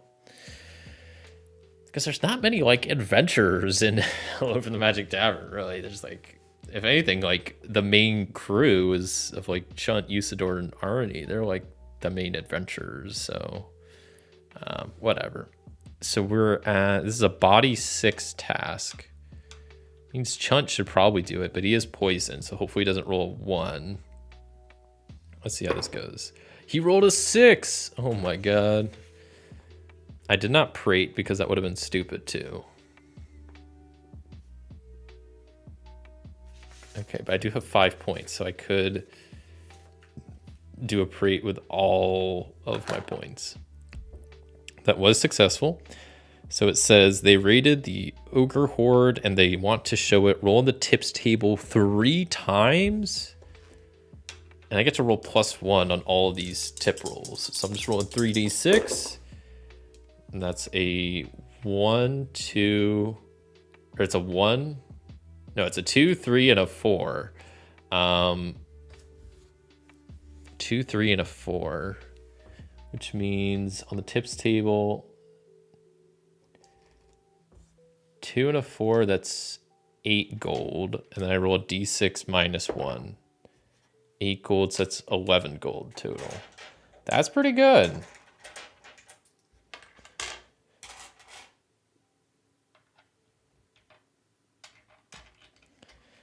I have a house rule that when adventurers show up, I charge them double for everything. Wait. I mean, that's a good house rule, because they probably, I mean, especially in this like case, it specifically says like they're successful, they're strutting in flush with cash. So yeah, I could see it's a pretty good house rule. I mean, they gave me a lot of gold, so I'm not going to complain. If anything, I think I might use that right now to help train up my staff. So yeah, I'm actually going to just do training twice, especially now that I got the cozier furnishing. I get advantage on training rolls. So let's see how this goes. First training, I get a 3 and a 1, so we'll definitely take the 3. And I'm going to boost Blemish's body to 2. It's body stat. And then let's do a second training. That's a 4, and it's a 6. So that means I get to boost the stat on everybody. So I'm going to boost Chunt up to +3 heart. Blemish up to +3 body. And Usador, I will bump him up to +1 heart. That was a pretty lucky roll. Yeah, we're doing pretty good. I don't want to brag, but We just need another easy roll that I can create all of my points on so we could boost our level up again. And then we could just keep going. Because I thought we had to end session to boost our prestige level, but it seems like you don't. It just says whenever you reach max prestige level, you just go. So I guess not.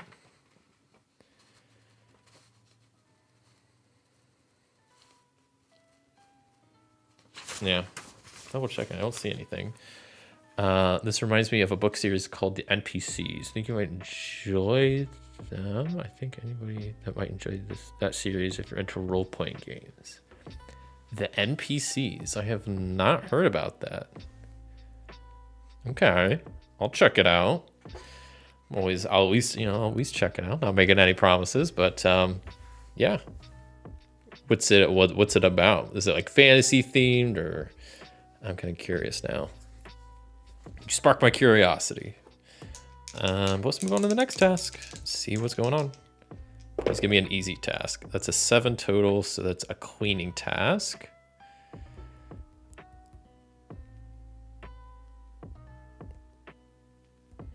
I went right by it, didn't I? There's gardening, there's cleaning. Okay.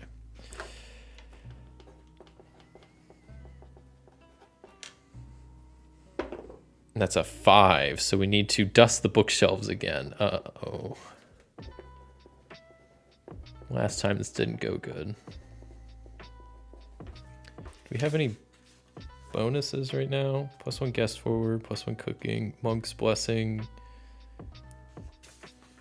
I guess not. Okay. So dusting the bookshelves, who comes to an inn to read? Well, lots of folks actually, wizards especially. This is a mind 6 task. Usador is going to be on this. He has +3. I'm not parading my points because this is like a 50-50 roll. We did roll 4, so that's a 7 total. So this time Usador is able to actually dust the bookshelves. I can either roll on tips or automatically succeed next time there's a wizard convention. I'll roll on tips. I could use the gold. We get a 6 total. So that's a rare item, which I actually didn't really want, but whatever. We get the Locket of Hoots. We get advantage on mind for 3 rolls if we use it.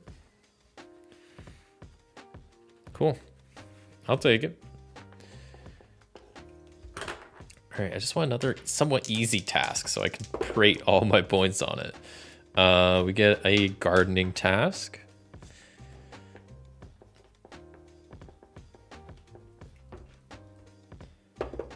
And that's a gardening 5. That's probably not gonna be too easy, is it? Tend the flowers. Clear out the pixies, but keep the bumblebees.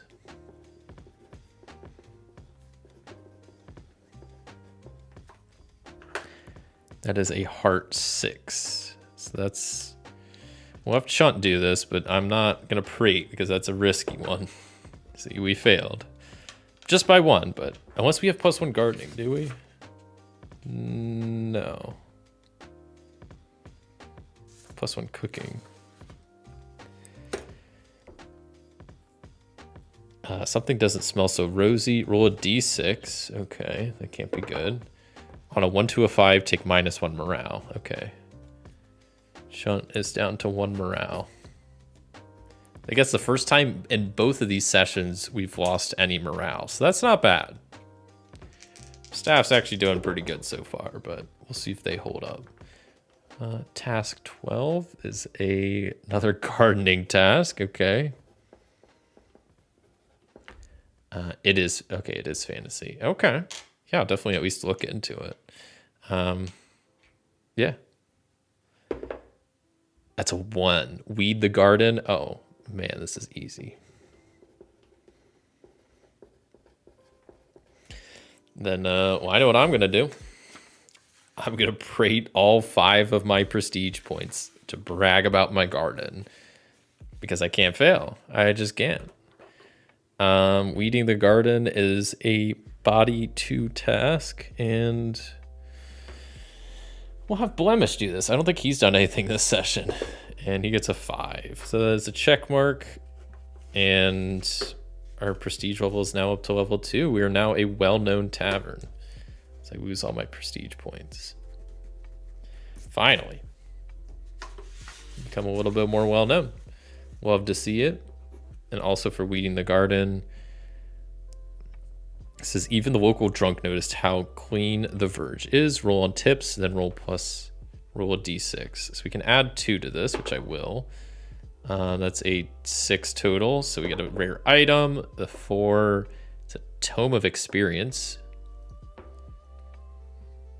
Which it lets us choose a staff to mark a D3 worth of experience, which is pretty nice. I don't see it on my item sheet. Maybe I'll just go ahead and use it. That's 2 experience for somebody, which everybody's leveling up anyway. So we'll give it to Chunt and Usador. Okay, not bad, not bad. Maybe I'll just end here because Chunt's already losing morale. Everybody has their XP points for this session. Chunt is poisoned. Might not be a bad spot to just wrap up this the second session, I guess, of Winter Solstice. Cool. Okay, so let me get rid of all my temporary stuff, I guess. Cooking forward, gone. Guest forward, gone. Monk's Blessing, gone. -1 body. I think I probably forgot to do that. That's gone. Poisoned, done. Chunt gets to upgrade something. I'm going to upgrade his body to 3.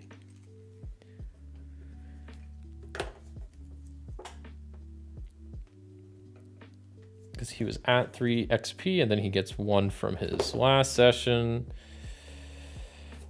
So I'll erase all these. Blemish gets to upgrade something. We'll upgrade his mind to be +2. And then Usador gets to upgrade something. We'll upgrade his heart to be +2. And then he gets to keep 1 of his XP points. Our staff is really coming along. We're getting close to being maxed out, which is great.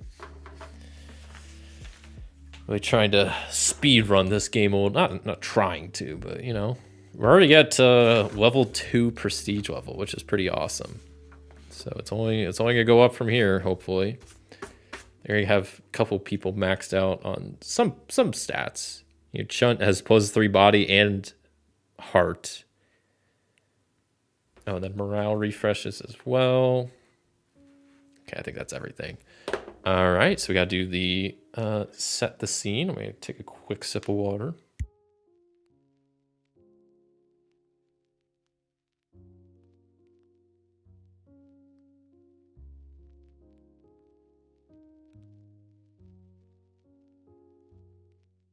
All right. We're doing on time. Oh, we're doing good. And we're making a lot of progress. Vermilion Minotaur is going good so far. At some point, I mean, the last staff member I want to hire sometime soon is Arnie.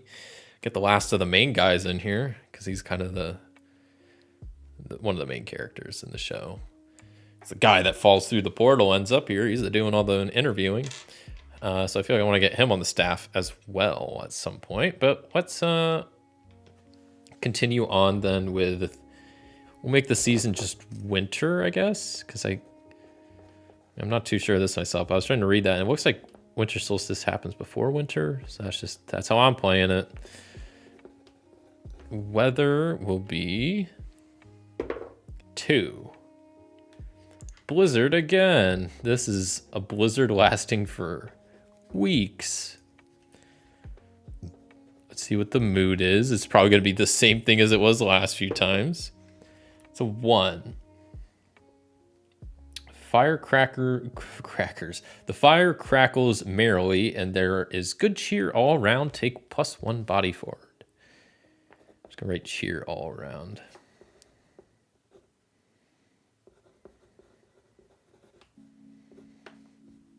+1 body forward, okay. And then we'll go some behind the scene roll. think, oh, it's over here. Okay. 4. Gnomes dug a hole right through your bar, quite accidentally. They offer 2d6 to settle up. I will gladly take 2d6 gold. Are you kidding me? Okay, that only ended up being 4, but I'll still take it. Yeah, maybe I'm gonna start saving up for 13 gold so I can build another staff quarter and then hire Arnie as our last staff member. Okay, so gnomes dug through the ground. That's kind of interesting. We'll try to tie that into some of the stuff going on, but let's also roll up a story thread to tie into some stuff. Gnome dug hole through bar.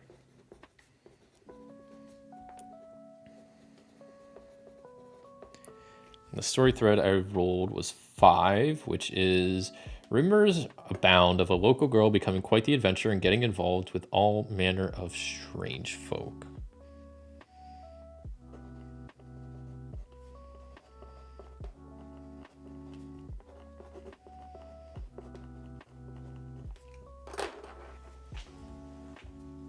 Posted a link to the book on Audible and general Discord. Oh, awesome. I will gladly give that a look. Yeah, I've been really enjoying Audible recently, mainly just because I don't know. I feel like I have more time. I can get through books faster if I listen to them than actually read them. Like, especially if I'm driving. Like, that's if I have like a decently long drive, like over, anything over like a half hour, I usually turn on like a podcast or an audiobook. So, but some of the audiobooks are also just really well done.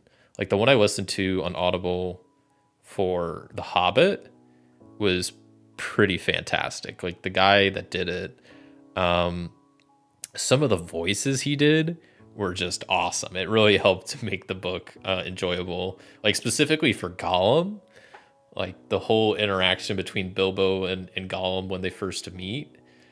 He does a really good Gollum impression, and it really kind of, he really did a good job, I feel like, because also just like, Gollum kind of goes through a lot when they first meet, not giving any spoilers away, but like the throat clearing he does, and, when he gets all upset, like it was really well done. Some of the voices were definitely a bit harder to understand. Like towards the end, there was some like old raven that is just like, he does a good job playing an old raven voice, but it's like kind of hard to understand him. But yeah, that's one thing that's really fun about audiobooks, is just I have more time to listen to them, but some of them are really well done. I really like the one by Stephen Fry for Hitchhiker's Guide to the Galaxy. I think that one's really well done. I've listened to a fair amount of them. Yeah, I'll definitely check that out. Okay, we got everything set up for a new session, so let's get going with the first task. I want to see, can we get to prestige level 5? We're already at level 2, and I'm really trying to focus on bumping up my prestige. So I think once I get a next staff member and get them trained up a little bit, I'm pretty much going to put all my money into also doing the influence action, where I just bump up my prestige level. So I think it's possible. I've never gotten to prestige level 5, but we might be able to do that with Vermilion Minotaur today. Maybe that'll be my goal. So let's see what the first task is going to be. It's a 10, so we have trouble right off the bat. We had gnomes digging a hole into our bar. We got a blizzard going on outside, and we got trouble to deal with. The trouble is there are rats in the cellar. We have cats in our cellar? Why aren't there cats dealing with the rats in the cellar? I mean, who knows what else is down there in the cellar, but clearly there's rats and cats. It says, remember that stuff you stored down in the cellar earlier? ... This is a mind 6 task. I guess I'll have Usador go down there and try to deal with this. We have +1 body forward. Yeah, we'll have Usador do this. So we just need a 3 or higher. And we rolled a 6. First roll of the session, and we're getting a 6. can mark our point of prestige, and we clear the task. We'll mark that Usador completed a task. And there's no, I guess with trouble, you don't get any benefit. You just, if you succeed, you just don't have to do the bad stuff, which is kind of nice. So, we avoided the bad stuff, which is good. And we roll more trouble. Trouble back to back.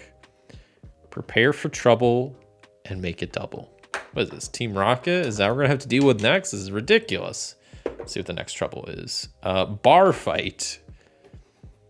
What is in the air today? First, we got rats in the cellar. Now we got a bar fight going on. It says, I want to know who let the ogre keep drinking after cutoff. I feel like the ogre in this situation might be Crom. Crom just goes barbarian mode and starts breaking the bar apart. So this is a body 6 test. We'll have Chunt do this, and we do have +1 body forward, so that's +4. I'm not going to prate. If I can't guarantee it, I'm not going to do it. But we needed 6 total, and we got 6 because we rolled a 2.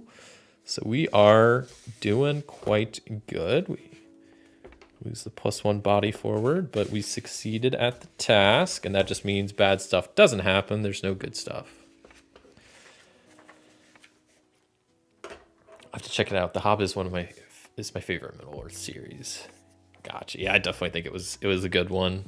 And yeah, I really enjoyed The Hobbit, and I have the audiobook for The Lord of the Rings, at least the first one. Isn't that called Lord of the Rings? I forget. But yeah, the first of the trilogy, which I want to start listening to soon, especially while I just have the Hobbit fresh in my head. But yeah, with that being my first, and I know the one thing I want to do is I want to watch the movies for The Hobbit now that I've read the book, which I didn't realize. I thought there was just one movie. Apparently there's 3 just for The Hobbit, which seems kind of crazy. But I do, now that I've read it, I want to watch those. And I'll actually watch The Lord of the Rings once I get around to reading them. But yeah, that's on my docket here soon. I'll get around to it at some point. Next task we get is a brewing order.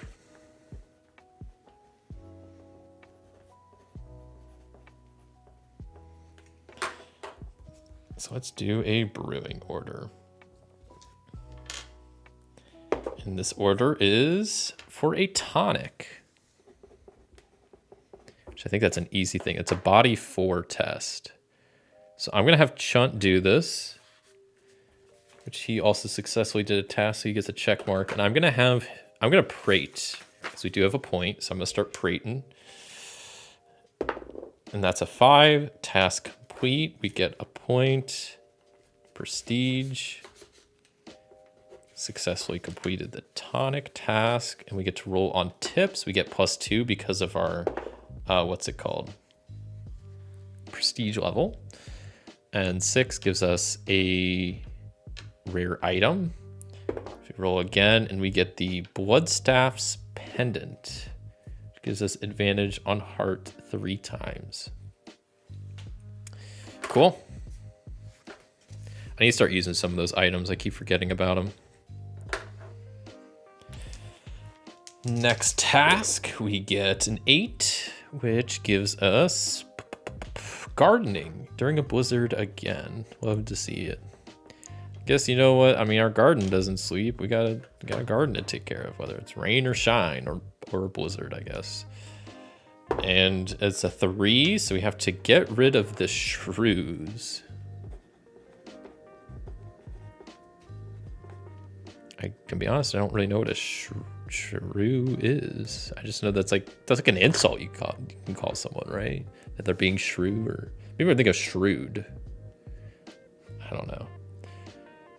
All it says is the little buggers are everywhere. Time to put on the big boots. And this is a heart 4 task.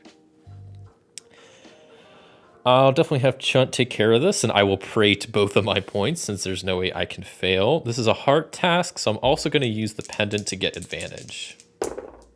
And I rolled a 6. There we go. So that means I get 3 points, 1 from the 6 and 2 from me prating. That was 1 use of the pendant. And that's a successful getting rid of the shrews. On Onlooker has noticed your hard work. Roll on tips. So I get +2 to this tips roll. That's already a 6, so we're getting another item, and it's a 4, so we're getting a Tome of Experience. So let's roll a D6, and that's 2 experience we get to give to somebody. So I'm going to give that both to Blemish. And we're looking good. Task number 5 is 4 is another brewing order.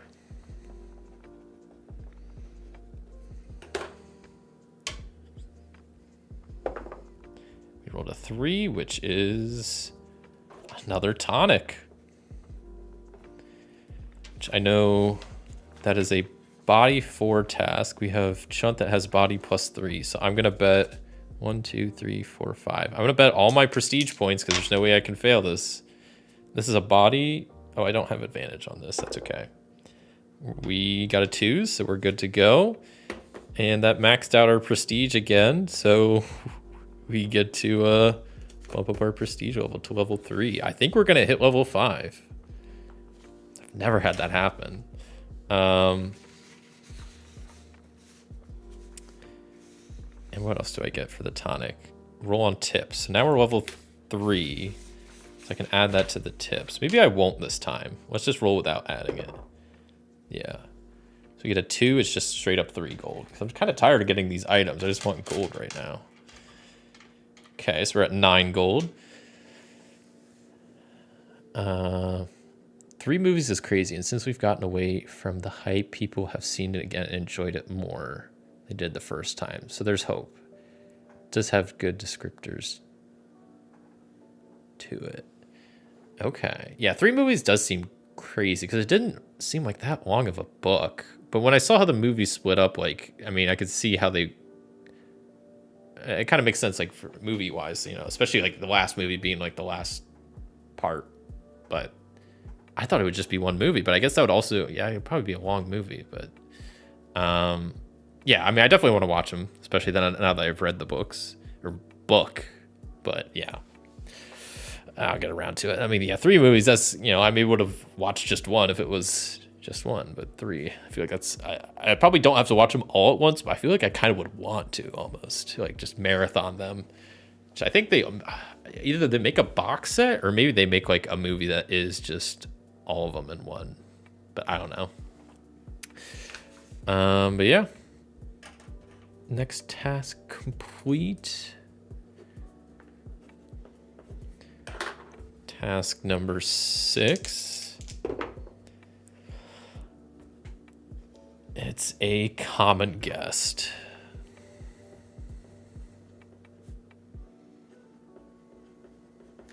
So let's go to common guest.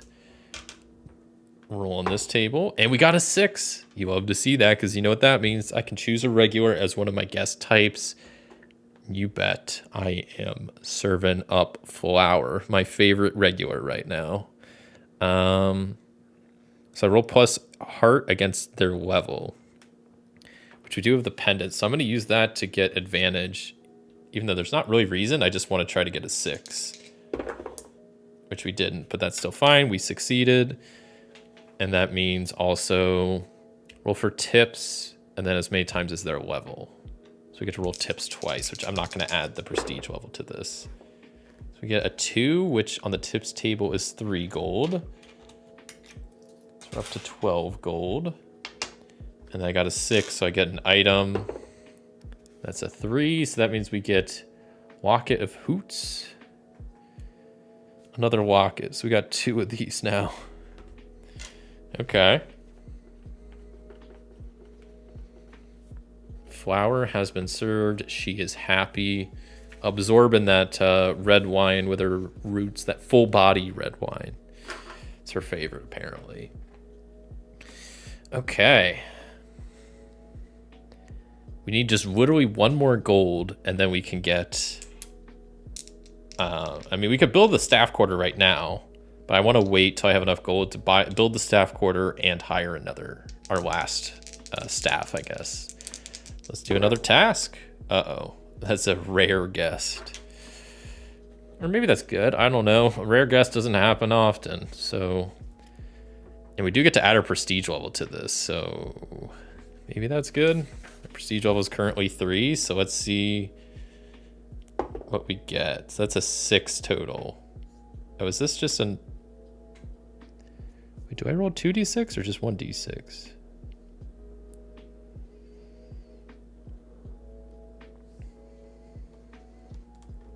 Oh, I guess it's still just 1. So that's 6 total. So create a task based on your operations type. Operations type. What does that mean?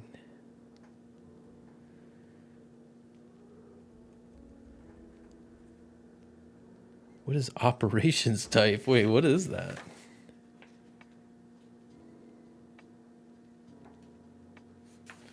I don't know what that is. I don't know what an operation type. Where would the operation even...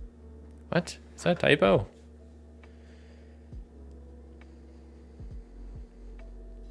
Okay, I'm just going to do -1 to that because I don't really know what that means. It appears a hero monk is here taking a break after services. It's a body 6 task. We'll have Chunt try to do this. He has +3, so let's see if this works out. That was a 1, so no. The monk doesn't say it so much as shows it in their expression. Pure disappointment, take -1 forward. Yikes.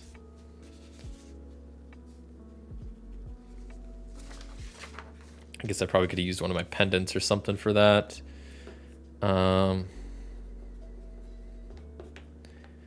First rare guest and we disappoint them. I have a house rule that if I roll higher than 6, I take the item.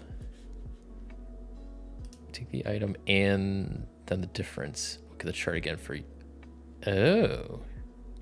That is a pretty good house rule. Maybe I should do that.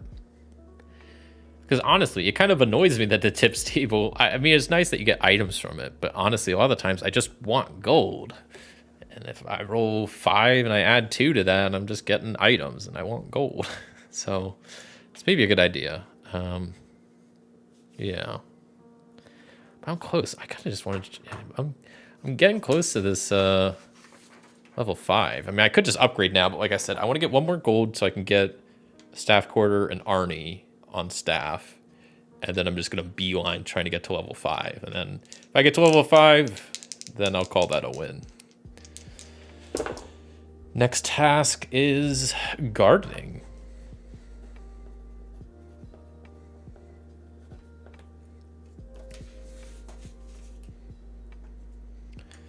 So gardening.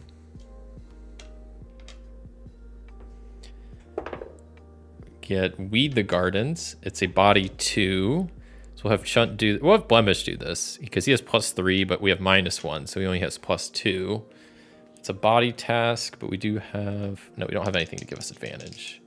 So we just roll 1. But he did roll a 6. You love to see it. So that means we get prestige points that we can start prating with. And we do lose our -1 forward. That's affecting us. We weeded the garden.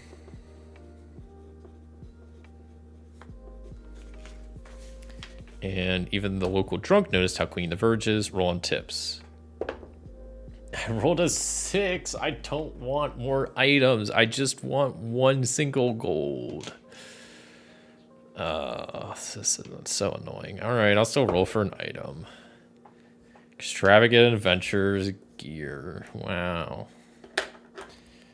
I have to roll a d6 again. On a 1, you found North Cotton Sage? I did not. Okay. I literally just want 1 gold. That's it. That's all I want right now. It's not asking for a bunch. Just 1.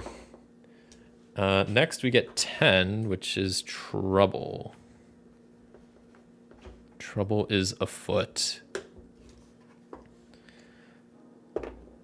And we rolled 6. Oh no.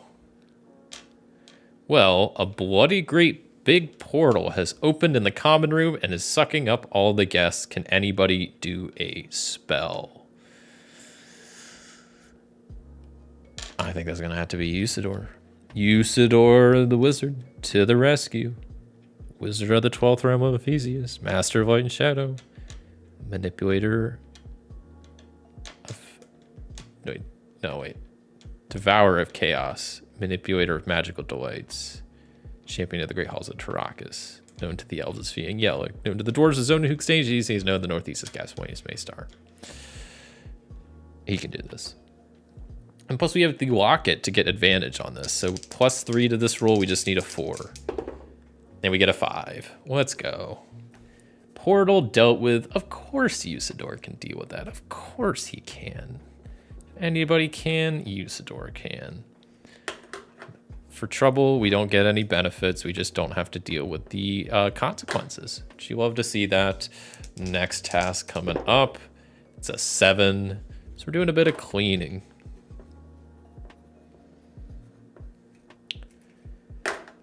Okay, I'm fine doing a bit of cleaning. That portal probably messed up our common room. So we get a 5, which is dust the bookshelves. All right.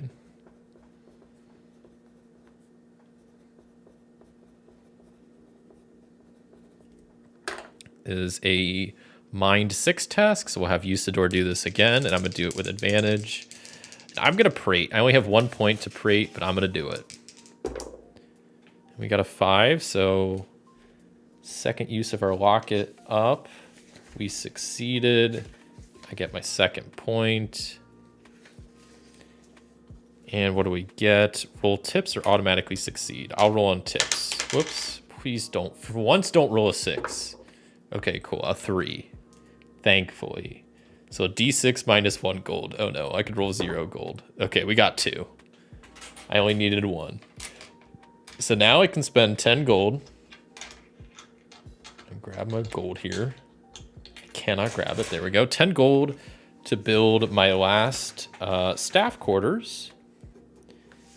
And then I can spend 3 gold to hire, right? Yes, 3 gold to hire Arnie.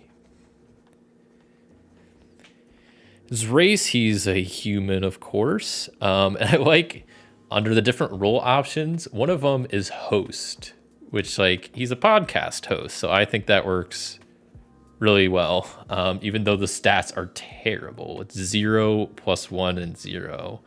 But you know what? I'll take that. That's fine. Gets 2 morale, so that's good.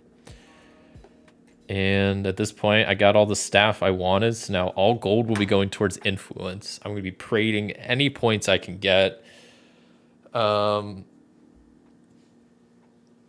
Yeah. Is your operation type rumor mill? I've never rolled that rare occurrence. That's funny. That's in type. I don't know if that's maybe I mean, you know, I could just search PDF for the word operation and see where that comes up. Where does the word operation appear?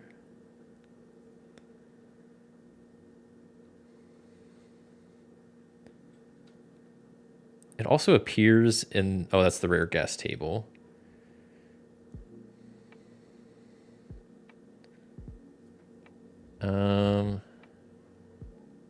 I think you are right. Yeah.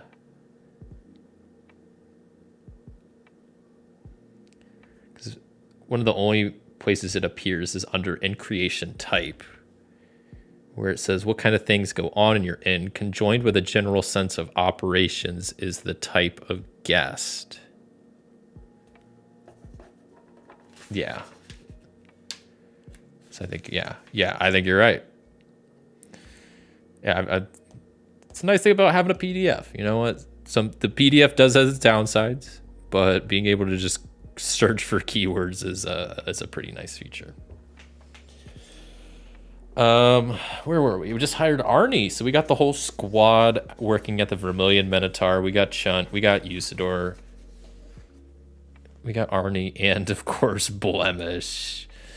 Blemish returns. Oh, good old Blemish. He's a weird one, but he's got a good heart, kind of, maybe. I don't know. Let's roll on the next task, which is a service task. I don't think we've had one of these in a while. Service task will be doing something, maybe. Something cool. Your entertainments. Oh boy, here we go. When you major in, you roll on particular entertainments for your establishment. Create a task based on that thing right now. And guess what tonight is? It's Chunt's night. It's Chunt night. Chunt's night. Which I'm definitely having Chunt do this task. It is a body 2 task. We'll have him take care of it. It's his night, of course. And I'm going to prate both of my points, really bragging to everybody beforehand about how good Chunt's night is. You got to be there. You don't want to miss it. And let's roll. And we get a 4. So that is a definite success on Chunt's night. Everybody loves it. And what do we get from that? Cheers all around, roll on tips. All right. And that's a 4. Glad I didn't add my prestige because I get 5 gold.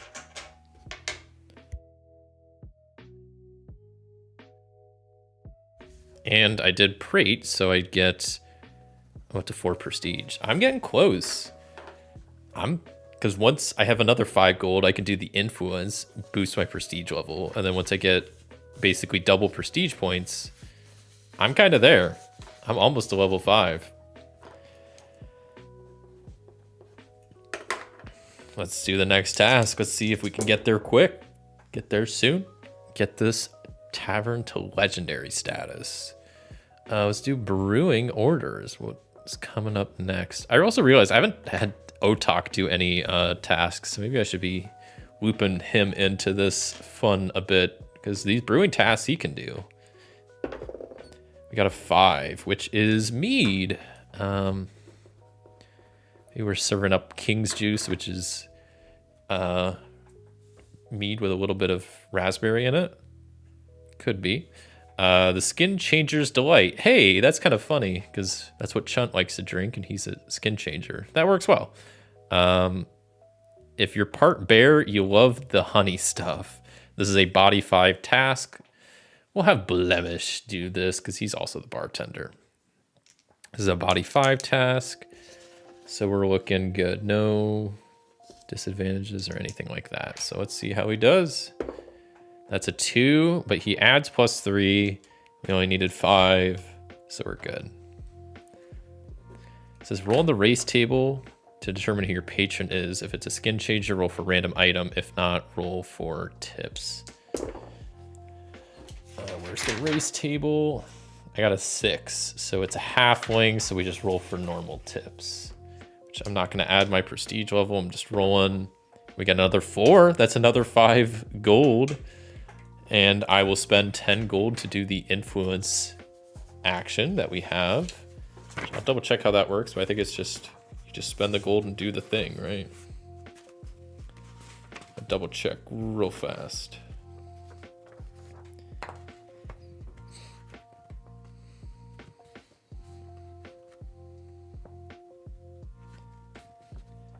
Yeah, maybe we, yeah, I guess we just boost the level by 1. It just straight up happens like that. I will say, yeah, you know, Chunt's night was such a big success the other night that people are talking, and we've now become a world famous bar, and we're 1 step away from legendary status.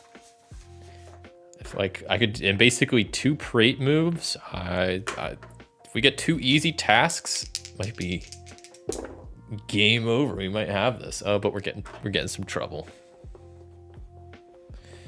Getting some trouble to deal with, so at least we won't get any benefits from this, but we might still get... I can still prate with trouble, I think. We just gotta deal with some bad weather.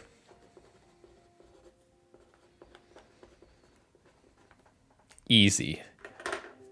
I'm Otak and just bragging about how nice the Vermilion Minotaur is, how insulated it is from the blizzard. It'll keep you warm. We got campfires and warm meals and good drinks that'll lift your spirits. So this is a body 3 task.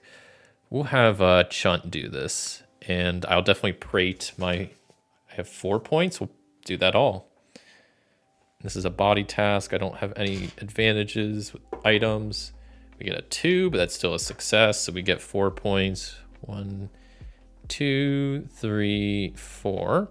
We are 2 points away from getting legendary status and basically winning. I mean, there's not really any winning, or I guess there is kind of losing this game. Not really. I guess you can run out of money and be at 0 prestige, but that's about it. That's just where you kind of start from. You can just go back to the start, I guess, but and yeah, there's no good stuff for that. So then we're doing what could be the last task before we hit legendary status. So let's see what this task might be. That's a 3. So it's a special event. Ooh. That would be kind of cool to make that a special event is what sets us into legendary status. But let's see what the event's gonna be. And that's a 6. So we have the Grand Questman arrives. They say he travels here and there, sending off unsuspecting employees to glory. If you are able, complete the questing task. If you are unable, roll troublesome guests. Either way, you use these consequences.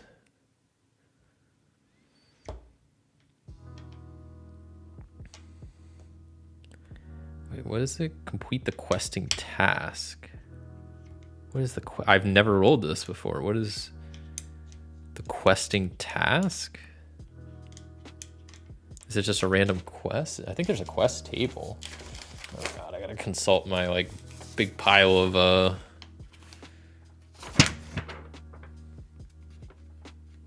questing task.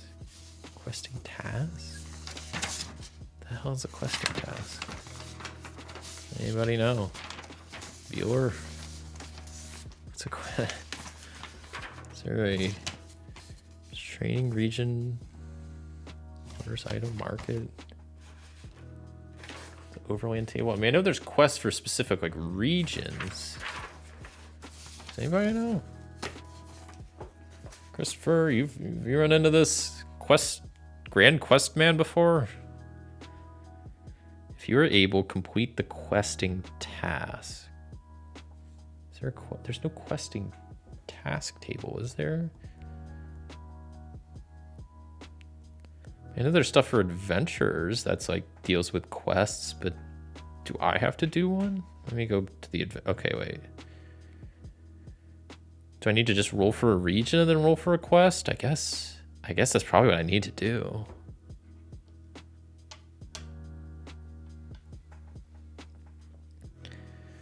I guess I have Arnor. I can use him. He's only level 1, but like I don't know what else to do. So I guess I'll roll for a region. And we get Quad Spear Lake.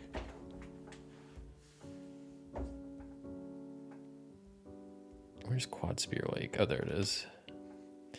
Beautiful Quad Spear Lake, called so for 4 massive spears sticking out of its center, also known as the best place for teenagers to neck. And I rolled 3, which is drowned water rats.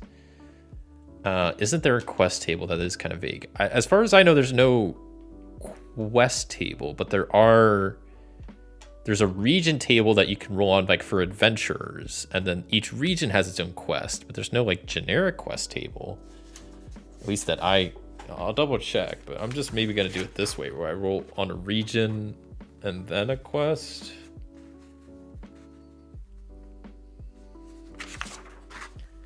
Special event, service, combat, task, gardening, trouble, guess, market, wondrous items, magic, mercenary, region. And these are like all the region stuff. I don't know what you do is what I would have done. Okay, that's what makes the most sense to me. I don't know of any other quests in the game, but you have to roll in the region first. So I guess I need to deal with drowned water rats. Task level equals 1d6. Before combat, roll to determine the size of the pack. That is the level. It's a level 1 task. Arnor is level 1, so this is going to be easy. It's guaranteed to win. And you know what? This quest man comes in with his quest, and I tell him, you know what? I have the best of the best. I'm going to send out Arnor. He's going to take care of these drowned water rats, or help them out, or kill them, whatever.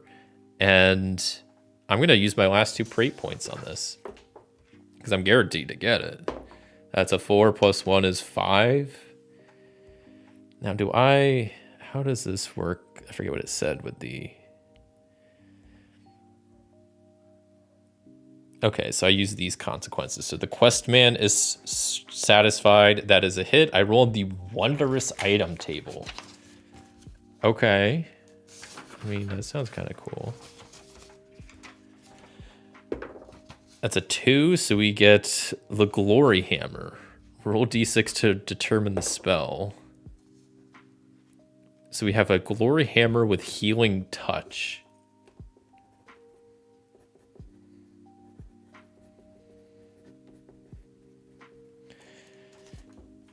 And with that, the quest master comes in, asks us to complete, or was it the quest? Yeah, the grand quest man comes in, asking for help with these drowned water rats. We send out Arnor. Otak hypes him up, saying he's the best of the best. He'll get this done.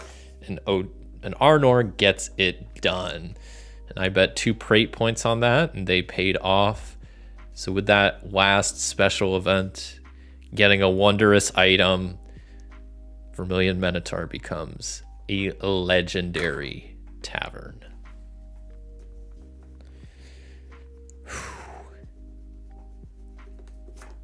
Boom. Just like that.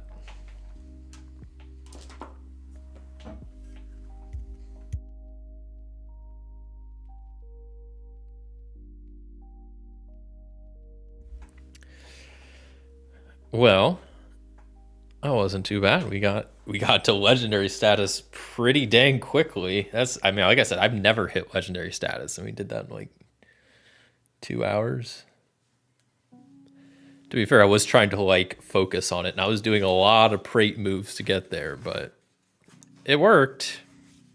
We hit legendary. So what I'll do is I'll wrap up this play session, this I don't know, yeah, this session here, and then I'll do one. I think I'll do one more. But I'm gonna take a quick break. And yeah, just take a real quick break for a couple minutes.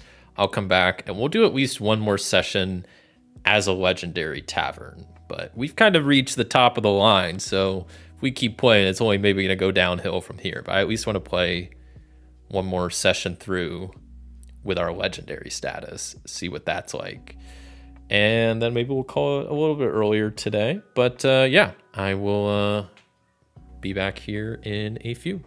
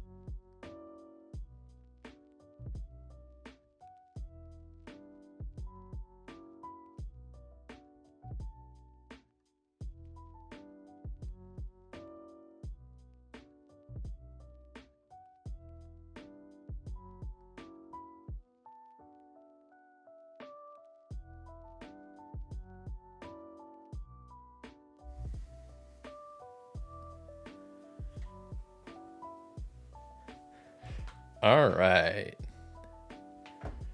We're ready to rock and roll. Hello, everybody, and welcome back to Soul Gaming. Where the Vermilion Minotaur here has already reached a legendary status, which is pretty great. It's kind of the top of the top prestige level you can get. And yeah, I'm at least going to play one more session through this and see how it goes with a legendary status tavern. Legendary, more like you're Harry. Good one. Oh, there, Kardik. Hopped in just in time for a break to start. Yes. Yeah, I've Dallas brought it up that I should try to fix it, and I don't know why it's working now. I just I just copied it from the other scene because it always worked on this scene. See, like right, I'm like all mirrored. This works great here, and then it never worked on the other screen. Yeah, now I got it. So yeah, at some point I might kind of customize it to maybe add a little bit of a background and make it a bit easier to see. I don't know how like much I actually want of it. I think there's a little bit too much of it on screen because I like having it there, but I don't know. Might shrink it a little bit. I don't know. I'll still tweak with it, but yeah, I got that working, which is great. I like having that. It's a nice thing to have. Yeah, hope you're doing good, Kardik. Hope you're feeling better. I know you said you were sick with a fever. That's no fun. Being sick just sucks. No bueno. Hold on. You're not ready for this, everybody. We have a guest appearance. Oh, maybe. Yeah. Nope. Guest appearance incoming. Oh, it's the Jonesy. I captured her. I kind of woke her up on my break. Hi, kitty. Say hi to the folks at home. Okay, she's not too happy. She doesn't really like being held, but you know what? She said hi for a second. People come for the live commentary. Yeah, we had sore throat fever, etc. Oh, you said we? Oh, was Jordan sick too?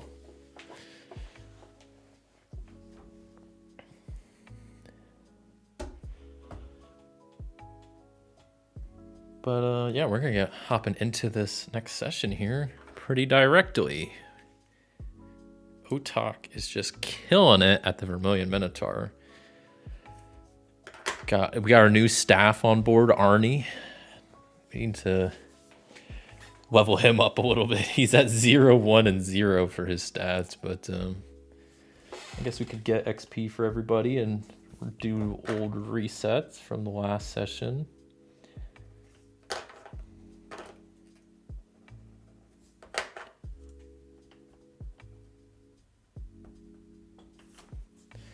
Yeah, she's recovering for a sore throat. Dang.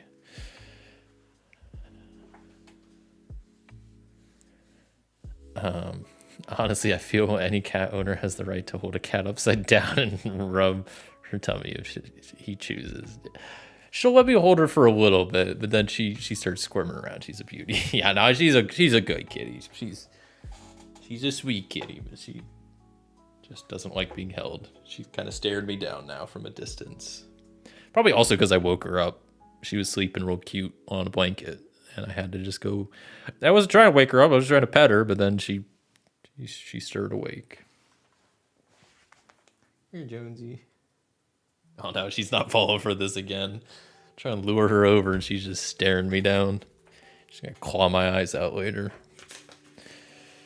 But anyway, we can hop back into this new session. Tavern is legendary status, so we're kind of killing it. We can keep upgrading the tavern a bit. We can upgrade our staff some more. Upgrade our regular patrons to higher levels. You know, all that good stuff. So we'll say that we're hopping into this. Let's see, my table's all out of whack now. Oh no. I always like having these in a certain order, and now they're all messed up. Okay, this is terrible. No, this is fine. This is great. Okay. So the season, we're gonna go into spring. We just went through 2 blizzards in a row, and now we're gonna be heading into a nice spring. That's mostly joking. I used to have a cat who was super chill about being held, even having his stomach rubbed. Real oddball for how trusting he was.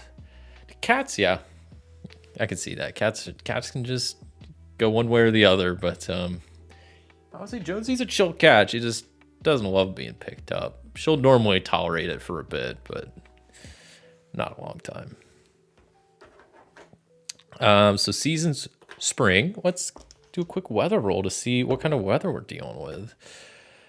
Cats hate tummy rubs. It's triggers for their fight response, dude. Well, maybe I'm trying to fight Jonesy. You never know. She picks on me a lot, so you know what? Maybe it's time the tides turn. No, I'm just kidding. I'm not gonna fight my cat. It's spring and it's foggy out. Cool. Great. What's the mood like at the old Vermilion Minotaur here? See, now my tables are all messed up. Okay, here we go. Here we go. Now we're back in order. So the mood is the guests are grouchy and demanding. -1 M forward. Great.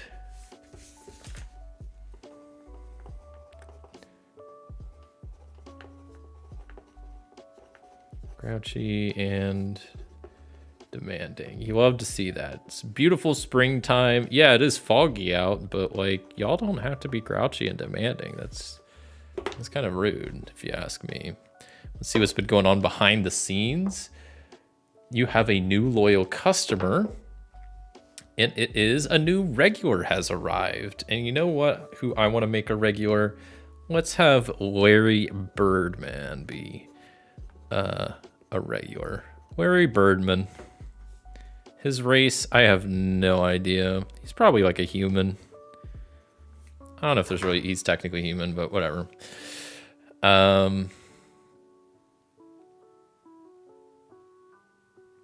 Fake Cat Jonesy's a real dude. She is real. Tune in for the Tom versus Jonesy deathmatch. She'd probably win. Oh, she's by my feet now. Hi, Kitty. And she's gone. She hates me. She's mad. So we have a new regular, Larry Birdman. Heck yeah. And then let's see what kind of story threads we get for what we can tie in. Because it's foggy out, the guests are grumpy. What kind of story threads are going on? 4 is a group of peasants in your town have decided to stop farming altogether.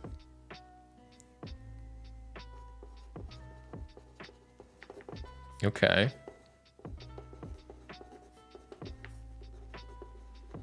Maybe they have a good reason to, but I can see why maybe some tavern people would be unhappy about that. Maybe they're trying to unionize. You never know. Who knows what these the peasant farmers, I guess, are up to. Let's start with the first task. As a legendary tavern. And we start with some trouble. There is trouble afoot. You love to see that the first task we get is trouble. Which means there won't even be any benefit for this. We're just trying to avoid bad stuff happening. And the trouble is more rats in the cellar. We literally have cats in our cellar. Why are the cats in the cellar not dealing with the rats in the cellar? This is annoying. This is a mind 6 roll. We have -1 mind, but we do have the locket that we can use. So I'm going to use the last charge of the locket so we get advantage. I'm going to have Usador take care of this. So we have +2 to this roll, and we need 6 or higher. And we get double 1s. Oh my god. What are the odds? What are the odds? So disadvantage for next cooking or brewing task. Okay, so we lose our -1. Our locket is used up, though we do have another one, which is nice. And that task just failed.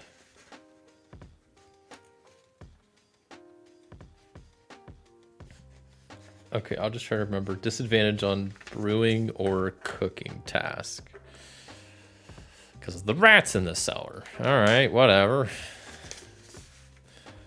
We failed our first task as a legendary tavern. It's already going to shit. The rats are just bringing us down. People are grumpy. Farmers are not farming. And we got to do some gardening. Okay, because we have our garden that is alive. It has like living plant creatures in it. One of them attacked earlier. That wasn't fun. Didn't deal with that well. And we got 5, which is tend the flowers. Sorry, tend to the flowers. And clear out the pixies, but keep the bumblebees. This is a heart for task. We'll have Chunt do this, and we'll use the pendant to have advantage. And get a 3 and a 2. We needed the 3, so I'm glad I did advantage, but we did succeed. We did use up our pendant though, which is unfortunate, but hey, I'll take it. Everything is lovely enough to make a party a little happier. Take +1 service forward. Okay. And then that's it. Okay. You've not failed it that often today, so just get rid of the rats. Stop trying to raise the cats. That's probably why there's rats. I mean, the cats just exist. That's kind of Blemish's fault, to be honest. That dude just he just vomits up cats. He's a weird dude, like I said. Blemish, if you don't know much about him, maybe you're lucky because he's kind of weird. But he's a good guy for the most part.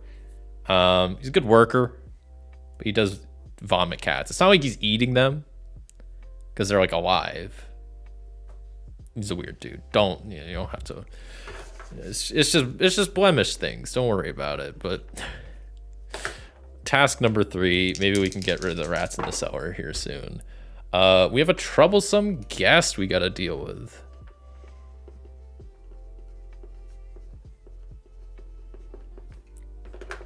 Great. We had trouble and then gardening, and now we have a troublesome guest. Okay. And we rolled a 6. That can't be good. Create a task based on your anomaly. Which our anomaly is the garden is alive, so that means the garden monster strikes again.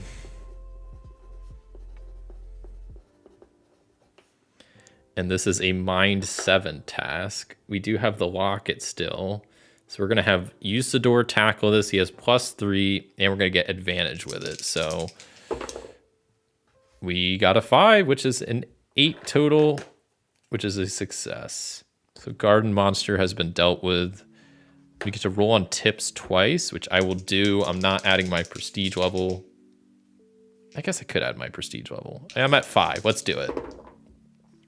So that's an 8 and a 10, which both of those would just give me rare items. Or just items, I guess. Not even rare items, just items. Which, or it is rare items, yeah. So let's see what rare items we get. I kind of want to use Christopher's house rule, but I don't know. Locket of Hoots. Oh, we get another locket. Good. And then we get another pendant. Nice. Bugged game. I'd be a troublesome guest that's releasing rats. You know what? I could see that. I have a vision in my head that every trouble you have is rats. They're just in trench coats as people are terrorizing your basements or terrorizing monsters. They're probably the ones behind your garden. I mean, you know what? These rats have been following me. In my Iron Valley playthrough, I was dealing with some rat problems there. So maybe these are the same rats. They crossed game universes into this universe, have taken shelter in my tavern. are poisoning my garden to make garden monster creatures that they have then attack my tavern. It's a conspiracy. These rats are after me, and it's in every game. They're after me. I can see that.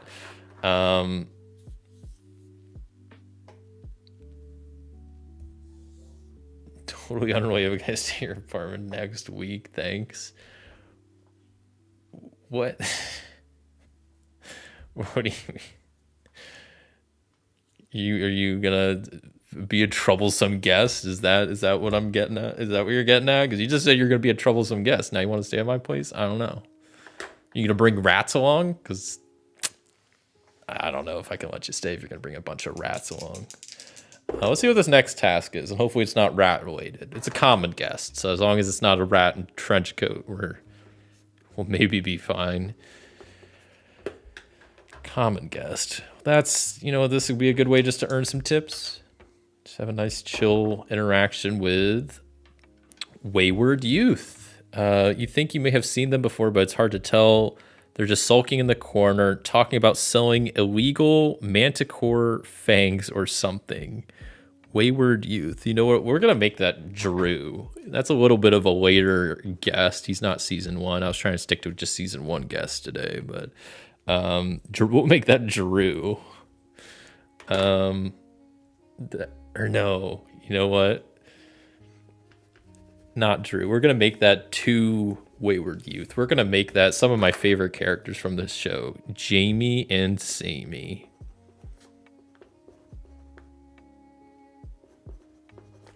That's who we have to deal with as our common guests. Ooh, the classic Jamie, Sammy. Okay. This is a body 5 test. We'll have Chunt deal with Jamie and Sammy. Good luck, guy. Need 5 total. He rolled a 4, so that's 7. Easily dealt with. And what do we get for this? Providing comfort to the troubled kids is its own reward, but roll plus tips plus 1 anyway. Can be made a hero instead of a regular patron. So I rolled tips plus 1. That's 3 total. So it's D6 minus 1 gold. That's 1 minus 1 gold is 0. Thanks, Jamie and Sammy, for tipping me nothing. But I will make them regulars. Well, at least we'll roll for it, because that would be kind of fun. Nope, they have business elsewhere. Damn, I really kind of wanted them as guests. That would have been fun. Whatever. I didn't want them anyway. So far, this hasn't been good running a legendary tavern.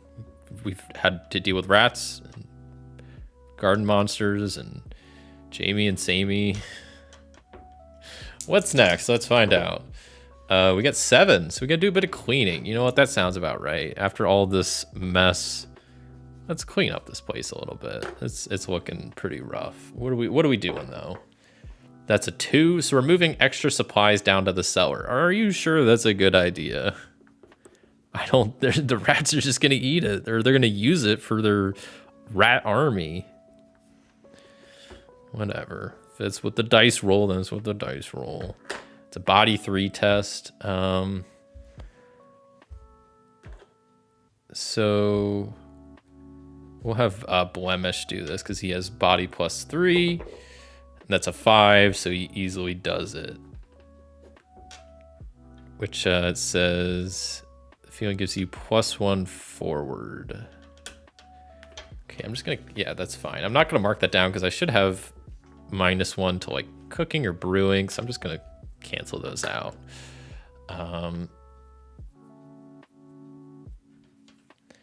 If rats show up in your next playing card game, I hope rats don't show up in the next card game, but don't know what I'm going to do. We should call it Exterminator. Yeah, I don't know what the next card game that I'm gonna play is. I think there's one I've been learning, Dungeon Solitaire. I don't think there's any rats in that, but maybe, who knows? Or maybe I should just reskin one of these, retheme it to be like rat themed. That would be kind of annoying. Getting sick of these rats, but let's roll up the next task, which is a 10. We got more trouble to deal with. Man, I don't like running a legendary tavern. Maybe I'll just sell this to somebody and let them run it, because I'm getting sick of this. It was fun when it was, not a legendary. We had all this, gotta worry about a prestige to keep up and all that. Wow. What are the odds? The trouble I rolled is rats in the cellar. I'm getting so sick of this.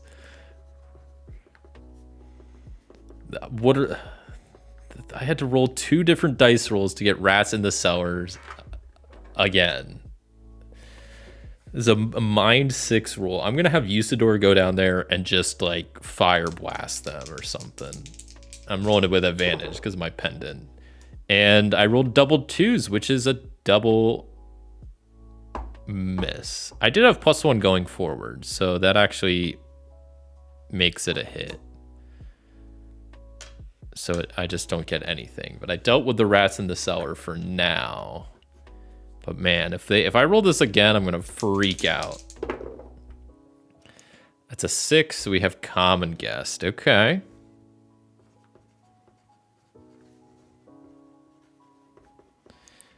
Sell it to the drug sellers. We haven't had any drug sellers, I don't think. But I don't know. We'll see. Maybe I will just sell this tavern to somebody, like one of my regulars. I'll be like, hey, here's a tavern. Keep it. I roll a 6. I get to choose a regular to take care of, and I'm gonna take care of Flower, the talking flower. And roll plus heart. I mean, I'll have. I guess Usador already did something. We'll have Arnie do this because Arnie and Flower are nemesises. So he rolls a 4, so that's a success. Easy task. Gotta dip out for the evening. Glad I could catch today's stream for a bit. Appreciate you stopping by. Hope you have a good one. I guess I'll probably talk to you on Wednesday, maybe. I don't know. I roll for tips, then again as many times as their level. I'm adding my prestige, so let's see what I get. That's a 10 and an 8. So double rare items. We get a pendant and adventuring gear. So we're up to 2 pendants and 3 adventuring gears. We're just getting all of the gear and money. Not bad, not bad. We're killing it, but I feel like if I keep playing, this tavern's just gonna fall apart. It's hard to keep up a legendary tavern. I just keep getting all these items. 5 for our next task is a service task. And what's the service task gonna be? Hopefully something easy. 5, uh-oh, Thieves Gathering. That can't be good.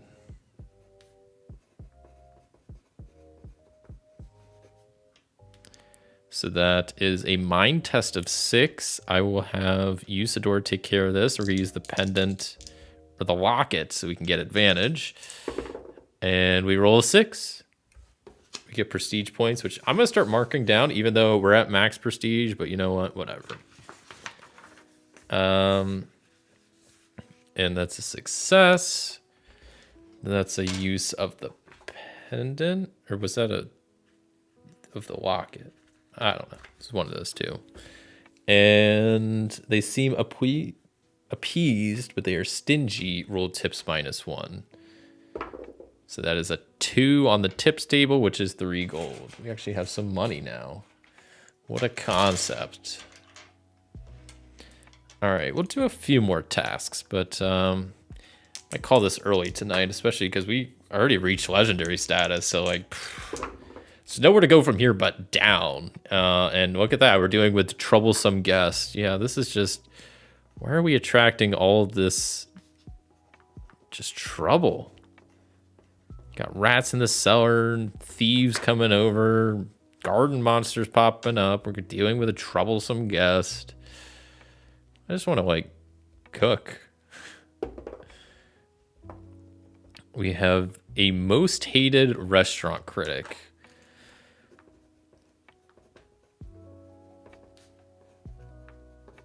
Well, I think that could definitely be good old Drip Fang, the Chef Inquisitor of the Dark Lord, of course. And it's a heart test of 5, so I will have Chunt take care of this. We'll use the pendant for advantage.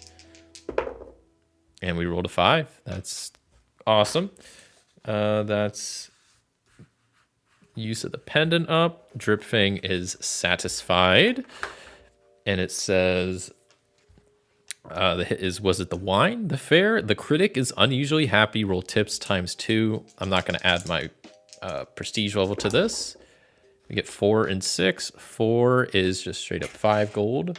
6 is an item. And we get 3, which is Locket of Hoots. We have 3 of these lockets now.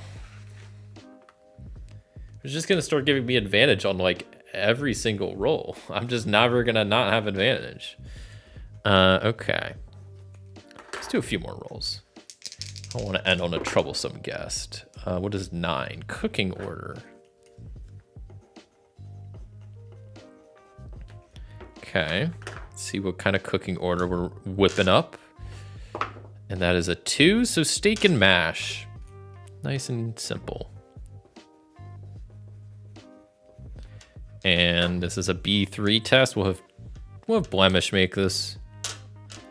And yeah, we'll just roll a single because we're no chance of failing. And it's a hit, so we get to roll on tips. Tips is a 2, so we get 3 gold. So we're up to a cool 10 gold. I guess a cooking order. We did have -1 on that, but it didn't matter. We still would have succeeded, right? Yeah. Okay. We have 10 gold. We can like build something if we want a new room, maybe. Yeah, let's build a brewery. Why not? I guess we haven't fully maxed out the tavern. We've reached the highest prestige level. There's still a lot to build. Our staff still has room for improvement, so it's not like we're completely 100% done, but we're getting there. Yeah.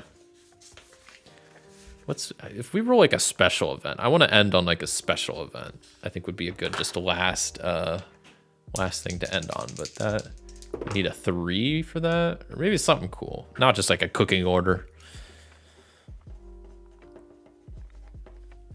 We got another cooking order, and it is 5. Aurochs tongue.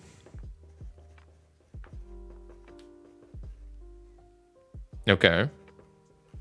And this is a Mind 5 test. It says, we don't ask where they come from. I'm going to have Usador do this. He has +3. And we'll go ahead and roll with advantage, because why not? And that's a 7, so we are good to go.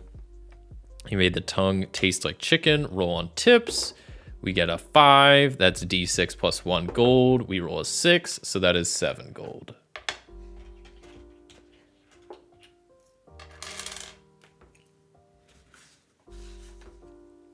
And we are down to 2 lockets now. Which I don't know if you could technically carry multiple of an item. That's just how I've been playing it, though.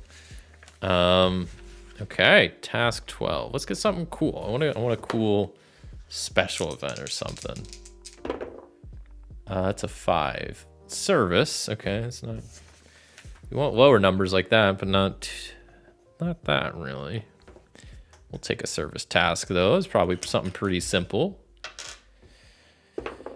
1 is your entertainment. All right, we're hosting open mic night, which is a body 2 test. We'll have Chunt be the bouncer, or we can have we'll have Blemish be the bouncer. Actually, see how this goes. That's a 5. Open mic night is a success. Roll for tips. That's a 4, so we get 5 gold. And we can spend 10 gold to upgrade something else now, some other room. Let's upgrade the the kitchen. So now we have a better kitchen and a better brewery. Task 13. Well, we got a special event or something. Ooh, a monster attack. Okay. This is the first time we've had this, so let's roll on the monster attack table. We get a 2, so we have a horde. Maybe they're here for revenge. A pack of monsters sets itself on the inn. Refer to the questing table and roll region, then monster to find out who they are. Then roll task to fight them off. I'm gonna say it's orcs. Just like 20,000 roaring orcs. I don't know. Just lots of orcs. Just a random thing. So orc horde is what's attacking, and it's a body 5 test. We'll have Chunt do the work here, and we don't have advantage on body tests, so we gotta hope to get a decent roll, and that's a 6. Easy. Chunt it has shapeshifted into something really useful, like a rhino. Is able to fight off the horde easily. Get to roll on the loot table. Where's the loot table? I gotta go find the loot table. Oh man, there's too many tables. I think it's on the back of this one. It is. Okay, it's better be worth it. 7. Find a sack of 5 gold. Okay, well, I'll take it. And I think defending off a horde of orcs is, I think, where I'm going to wrap it up. Call it a little bit early here tonight, but I will still give my final thoughts, closing thoughts. I'll do a little tease for what's coming up this week. And then I'll, hop out of here and close this just because I guess we don't really need it anymore. And let me get a quick sip of water.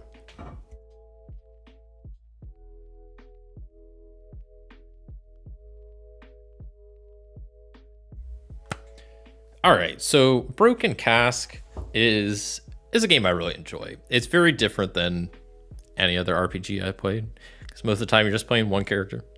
Sometimes you can play a couple. A lot of the times you're just being an adventure, going out and doing cool stuff, maybe really unique settings and whatnot. But this game is very different. I mean, it lets you run a tavern, which I think is a very fun idea. I like the way it does it, that it's pretty rules light. Just 3 stats. You got your innkeeper, your staff. And I like that it has some crunch to it, but not really too much. It's not like it said. Like it said, it's not like a payroll tycoon or anything like that. You're not worrying about paying your staff and all this and bills and all that. You have amount of gold, and that's kind of, you can spend it on stuff. There's a lot I like about this game. I mean, I like how flexible it can be, like how you can easily home rule stuff, how you can bend the setting to something you want, like how I did here with Hello from the Magic Tavern. I really enjoyed that.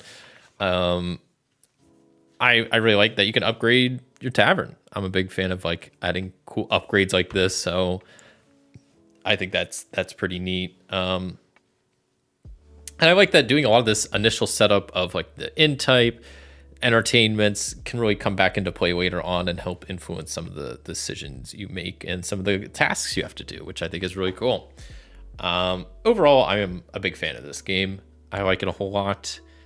It is very chill, very simple, very fun. I will say this is the first time I've gotten to a legendary status. I think it's also the first time I've probably used the Prate move, which is very helpful in doing so. And I think especially using Prate with multiple points of prestige makes it really easy. Like I almost think it's almost too easy to get to a higher level, because then like once you get to 5 prestige points, you can just Prate all 5 of them, and then you just can level up. Like I was able to do it in like 2 hours. So, maybe that could be a fun thing, is like trying to speed run Broken Cask. How long would it take me to get to a legendary tavern status? That could be kind of like a fun little challenge. But overall, I really like this game. I would definitely, enjoy returning to it in the future. I think it'd be cool. Like I said, it was fun just doing this like Hello from the Magic Tavern theme on top, using the characters and whatnot. But I think this would also be fun. It kind of inspired me to like maybe someday I could make a bit of a hack of this, a bit of a homebrew of this game, where I also like change some of the tables that you roll on to be more like Hello from the Magic Tavern theme. That would be kind of cool. And really kind of leaning more into that world, because there's a lot of stuff there, and it's a great show, great podcast. It's my favorite podcast, so I really enjoy it.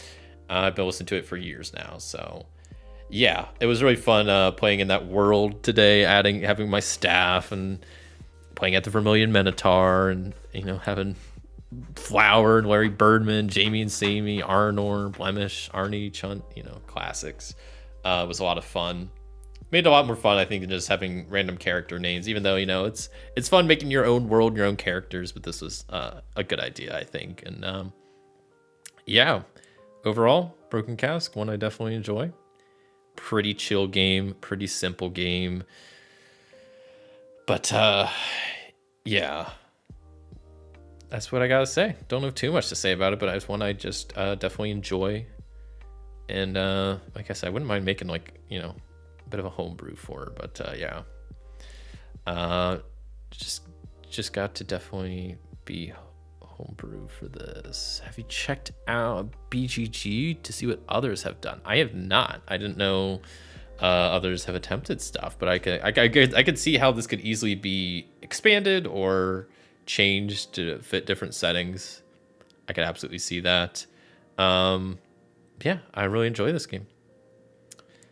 It's I just like the theme of Run Tavern, and I like that you can lean into the narrative as much as you want. I was playing it pretty narrative light today, but that's maybe because I was on, just streaming this. I think if I was playing solo, I would probably, take a bit more time to really try to weave in the story threads and the behind the scenes stuff and the mood and the weather and the seasons and the different like events. But I still enjoyed playing this way, and yeah, had a good time. So I think that's pretty much all I gotta say. So I will I'll switch to my just chatting screen real fast and give a little teaser of what's coming up on the channel for this week. So I get my schedule up wherever it is, right here. Okay. Yeah, so let me, considering how long it's been out, and considering what little content has been added to it, people had to add to it. PG is the only place I can think they'd put it. I'll definitely have to check that out. I'm curious if what's all there. But yeah, I mean, BGG's a good source for stuff, so I can see it being there. Yeah, we pull up the schedule and do all this stuff real fast here before we hop out. So teasing up what's gonna be upcoming on the channel this week. So the video coming out this week on Thursday or Wednesday, if you're a tier 2 YouTube member, you get stuff a day early, is right up here, me playing Exit the Game, the Sacred Temple. A while back, probably months ago, I did an Exit the Game live stream where I played through Dead Man on the Orient Express, and it was a lot of fun. I struggled. I didn't completely get it. I didn't completely win, but I had a good time. It was my first time it was actually my second time doing an Exit the Game. But I wanted to give another one a shot. But I figured I'd do it in video format this time, just so I can edit out some of the pauses and just try something a little bit different. So yeah, I did the Sacred Temple is the one I chose. And this one's kind of different because it has like 4 jigsaw puzzles as part of it. So part of it's like doing jigsaw puzzles, which I don't remember the last time I've done a jigsaw puzzle, but it seems like a fun idea. So that's what's coming up later this week is you can watch me struggle through that. We'll see how that goes. And then next Sunday, I'm not 100% sure. I might be traveling next Sunday, so I'm not 100% if I'm going to do a stream. But tentatively, I'm going to plan on doing a stream next Sunday, and tentatively, I'm going to be returned to a little bit of Turing Machine, since it has been a while since I have played that game. It's one I still greatly enjoy. I've probably gotten really rusty at it, so I am, definitely going to need to warm up on it a bit. But yes, I wanted to return to Turing Machine. Like I said, I will be traveling next week, so I'm not 100% sure if that stream's going to happen, but I'm tentatively planning on it. And I'll let y'all know if traveling wise, I'm not going to be able to or whatever else. But yeah, that's my plan, is streaming next Sunday Turing Machine. But we'll see. I'll let y'all know if anything changes. But that's the plan for the next week. This is Thursday. Video on Exit the Game, the Sacred Temple, and then next Sunday, possibly Turing Machine. But planning on it, not 100% confirmed. So that's what I got. That's where I'm at, and that's what's coming up on the channel. So I think I will wrap it up here a little bit early tonight, and we got our Tavern to legendary status, so we kind of beat the game, even though there's no really beating the game. But I'll count that as a win. You know what? Whatever. And it seems like once we hit legendary status, stuff was just kind of going downhill. So I was kind of fine calling it a little bit early. But yeah, had a lot of fun. Hope y'all enjoyed watching. And if you're watching on YouTube and enjoyed, like would always be greatly appreciated. That always helps out. And yeah, appreciate everybody that came by, hung out live.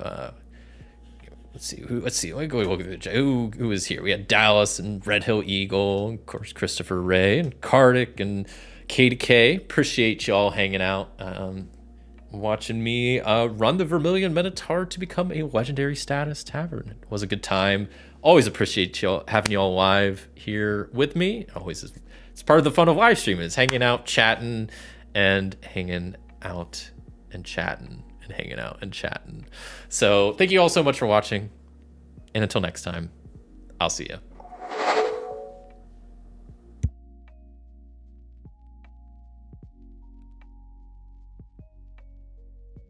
Have a good week, everybody. Go run some taverns and avoid having rats in your tavern. It's just no fun.